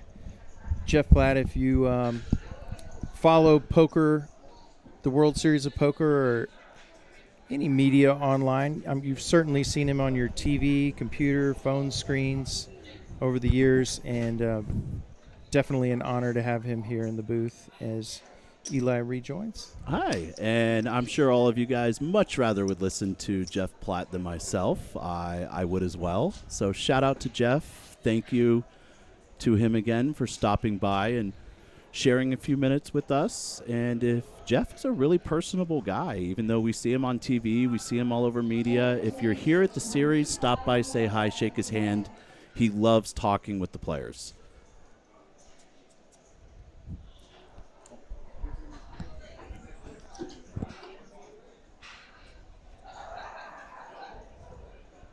Button call from Kyle with the 8-4 and 7-4 suited for Godzilla, and he's going to make a raise. Has definitely leaned into the more aggressive route when he senses weakness in his opponent. And Chief and Doobies popping in the chat here. Godzilla rivered a royal flush on him a couple of months ago. Oh, wow. Man, a royal flush. I know we've spoken about this, Kyle, but in the amount of years and hands that I have played, I have never made a royal flush ever. Not in Hold'em. Omaha, yes. Not in Hold'em. Well, you never know when it might come. I had never made one in a no-limit hand live, and I flopped one with the ace-jack of spades here at TCH, and looked up the odds, 1 in 630,000 hands to do that, so may not happen again in my lifetime. Yeah, and I hear guys talking about all the time. I made my 7th royal flush the other day. You know, I hear that, and it always blows my mind. And they're like a weekend player that doesn't put in nearly as many hours. Yes. They've got 7 royal flushes. Yeah. Queen of spades on the turn. And Kyle's still ahead here with just 10 high. Deuce on the river.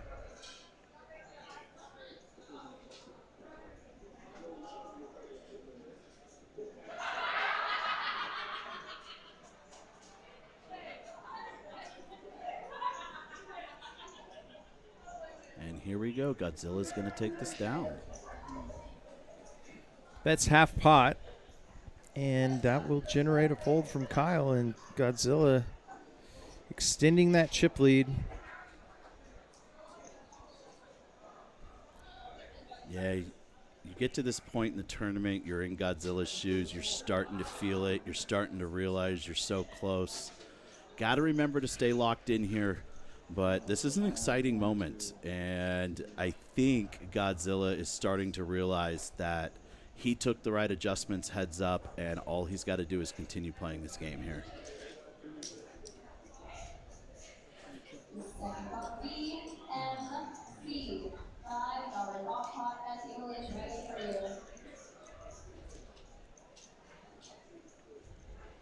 And once again, Godzilla outflopping Kyle here, but due to these two hands, we should see some action, middle pair versus open-ended.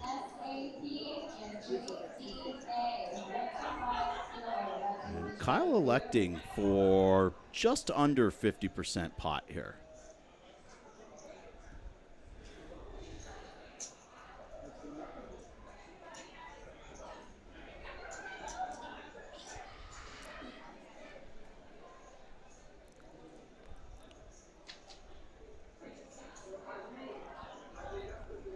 King of hearts on the turn. Godzilla, pair of sixes, still well ahead. 10 outs, however, for Kyle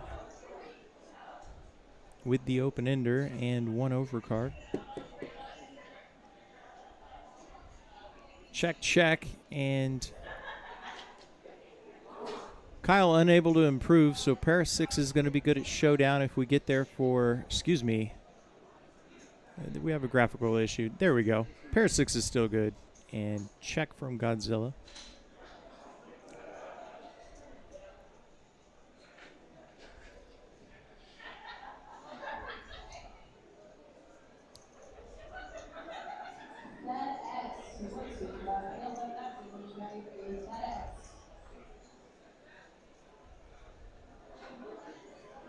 Check. Kyle gives up and checks back, and Godzilla will show down the winner, and he's up to 14 million in chips, and Kyle down close to 20 bigs, 22 bigs.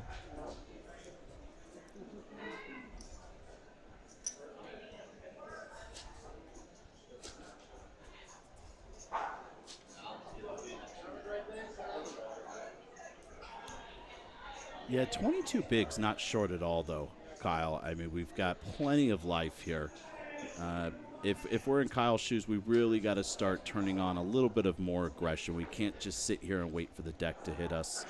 But 20 to 25 bigs is plenty of life. I'll be honest, he shouldn't feel out of it even if he gets down to 15 or 14 by any means. But we've got to start making some things happen here, though.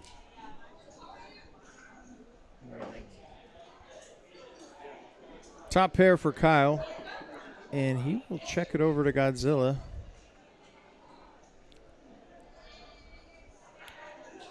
Whiskey, not biting. Whiskey, I'm not probably the best one to ask for heads-up advice, as I am currently seeking out heads-up advice myself from a few different individuals.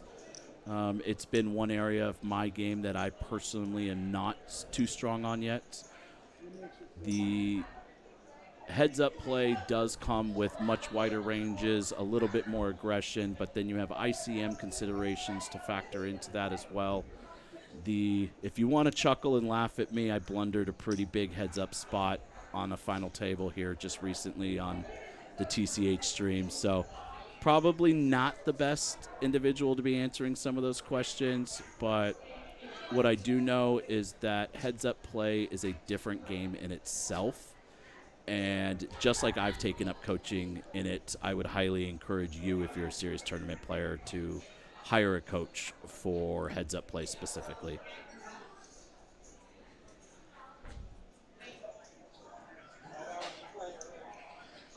Jack 10 off on the button for Kyle, and he's going to make a raise.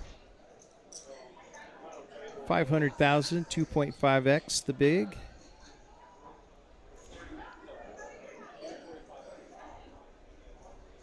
Godzilla wakes up with an ace.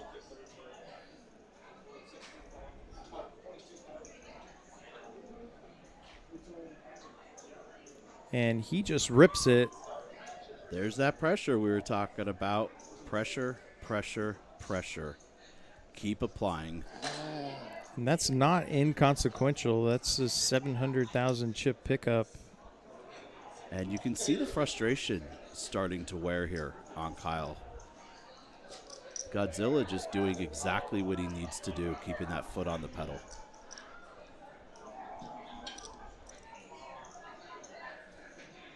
Yeah, this is a spot where if you're Kyle and you feel frustration creep in, there's plenty of different strategies. What I try to do is tell myself, what if somebody called you at home and said, hey, you can come play heads up with 4 million chips versus 14 million? How excited would you be? And just try to put myself back in that headspace. I like that. I like that. You would take that spot all day, right? Yeah, you have 31,000 locked up, of course. Well, it's the reality of the spot that you are in, so, try to see if you can rid yourself of some of the frustration, which understandably can creep in as Godzilla picks up another pot.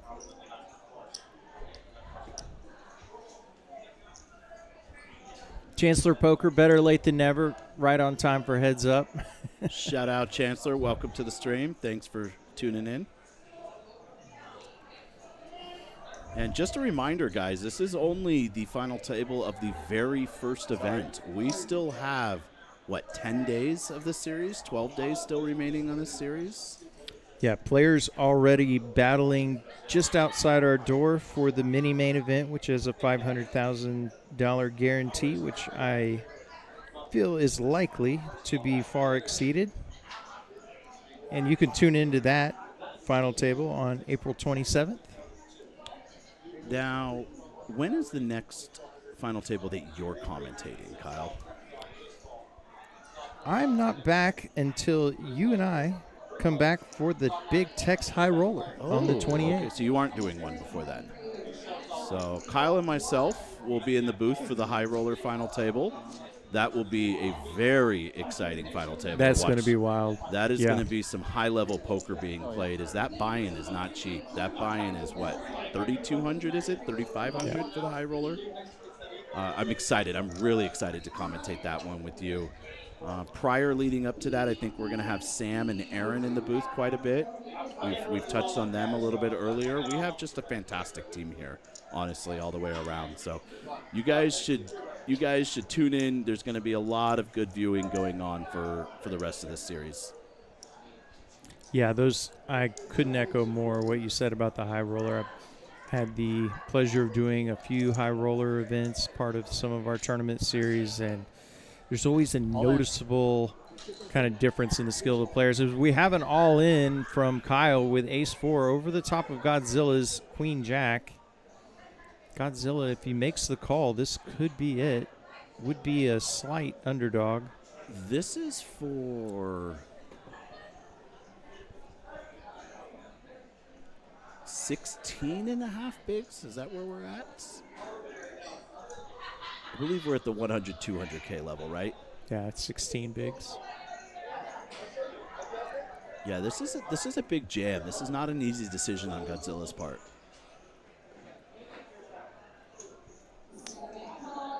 Like the rip by Kyle, I think it's a fantastic reshove. Try to get some aggression in there, as we spoke about, that he needs to start employing. I think you can go either way with Godzilla's hand here. I think I would tend to fold and not give my opponent a chance to double up. I think we're right on the cusp here, but once again, there are so many hands that he feels like he probably could be ahead of or flipping with. I don't think it's much of a blunder to be calling here either. So let's see what he's thinking. Wants to know the exact count. Mike has counted it down and awaiting Godzilla's decision.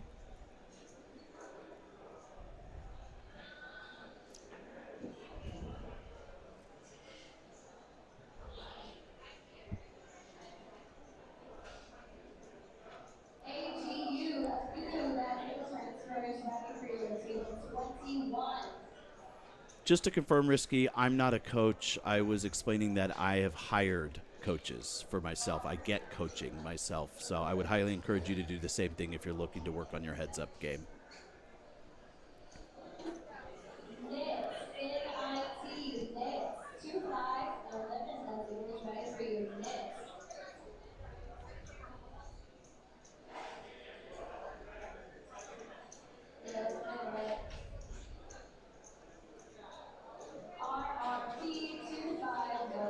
Yeah, Nate, you're not wrong. These custom branded chips that WSOP and TCH did are fire, man. These chips are fantastic.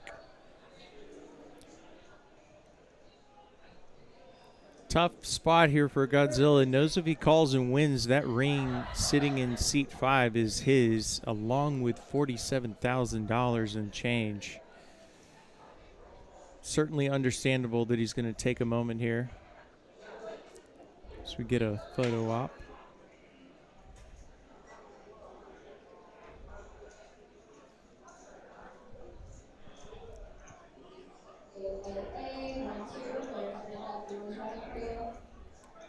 Makes the call, and this could be it.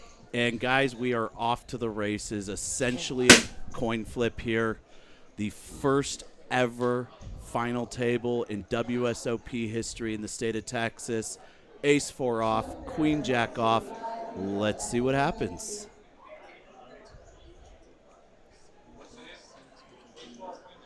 Godzilla's heart has to be beating out of his chest, as well as his opponent, Kyle. 6-3 deuce, no help for the queen-jack. Does bring in backdoor diamonds. There's another diamond. Diamond, queen-jack, 14 outs now for Godzilla. He's going to win a third of the time. And that'll do it. There it is. Flush for Godzilla, and he is the first ever World Series of Poker ring winner in the state of Texas. And look at the relief and celebration. He is our champion of the first ever Lone Star Ring event. $279,000 in this prize pool. $47,378 will go to that very happy man.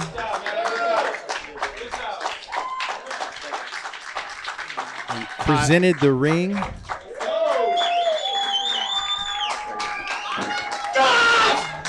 Don't punch the table too hard, guys. Okay. You see the emotion. It's so unbelievable. Real. The emotion is real. The emotion is raw.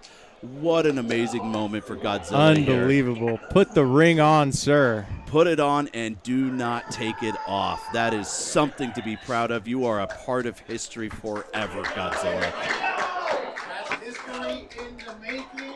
You're in the history book, sir. How does it feel to win the first World Series of Poker Green River in Texas?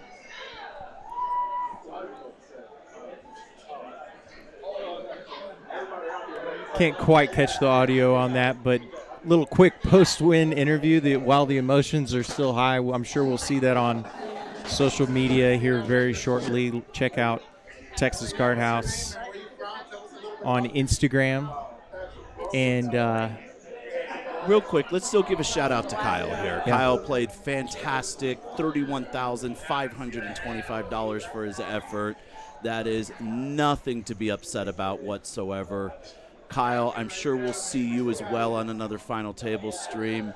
Just wanted to give you your props where your props were due, but right now, this moment is for Patrick Godzilla. This is his. He earned it, baby. yeah, I couldn't echo that more, and I'm sure there's a bit of sting for now, but when he goes and cashes in that $31,525 slip for second place, hopefully a fun night ahead for Kyle and certainly for Godzilla, and I can't wait to congratulate him as somebody that I've battled with at the table here at TCH Austin. And much more to come from the World Series of Poker circuit event here in Austin, Texas. The Big O tournament going on now, 3X plus the guarantee. And if you want to get in the mix in a gigantic guarantee, we have the mini main running now. 2 flights tomorrow. 1 more hour of reg. And 1 more hour of reg of the current flight going on at this very moment. $500,000 in the guarantee. And there are your final payouts on your screen for this, the first Lone Star Ring event. Our champion is Godzilla, a.k.a. Patrick. Patrick is his first name. That is And correct. a regular, and so thrilled. Obviously, we love having the out-of-towners, but the fact that it goes to a local here in Austin, we're certainly thrilled for that man. And we'll be signing off from Austin, Texas. I'm Kyle Frisbee. He's Eli G. Have a great night, everybody. We'll see you on the felt.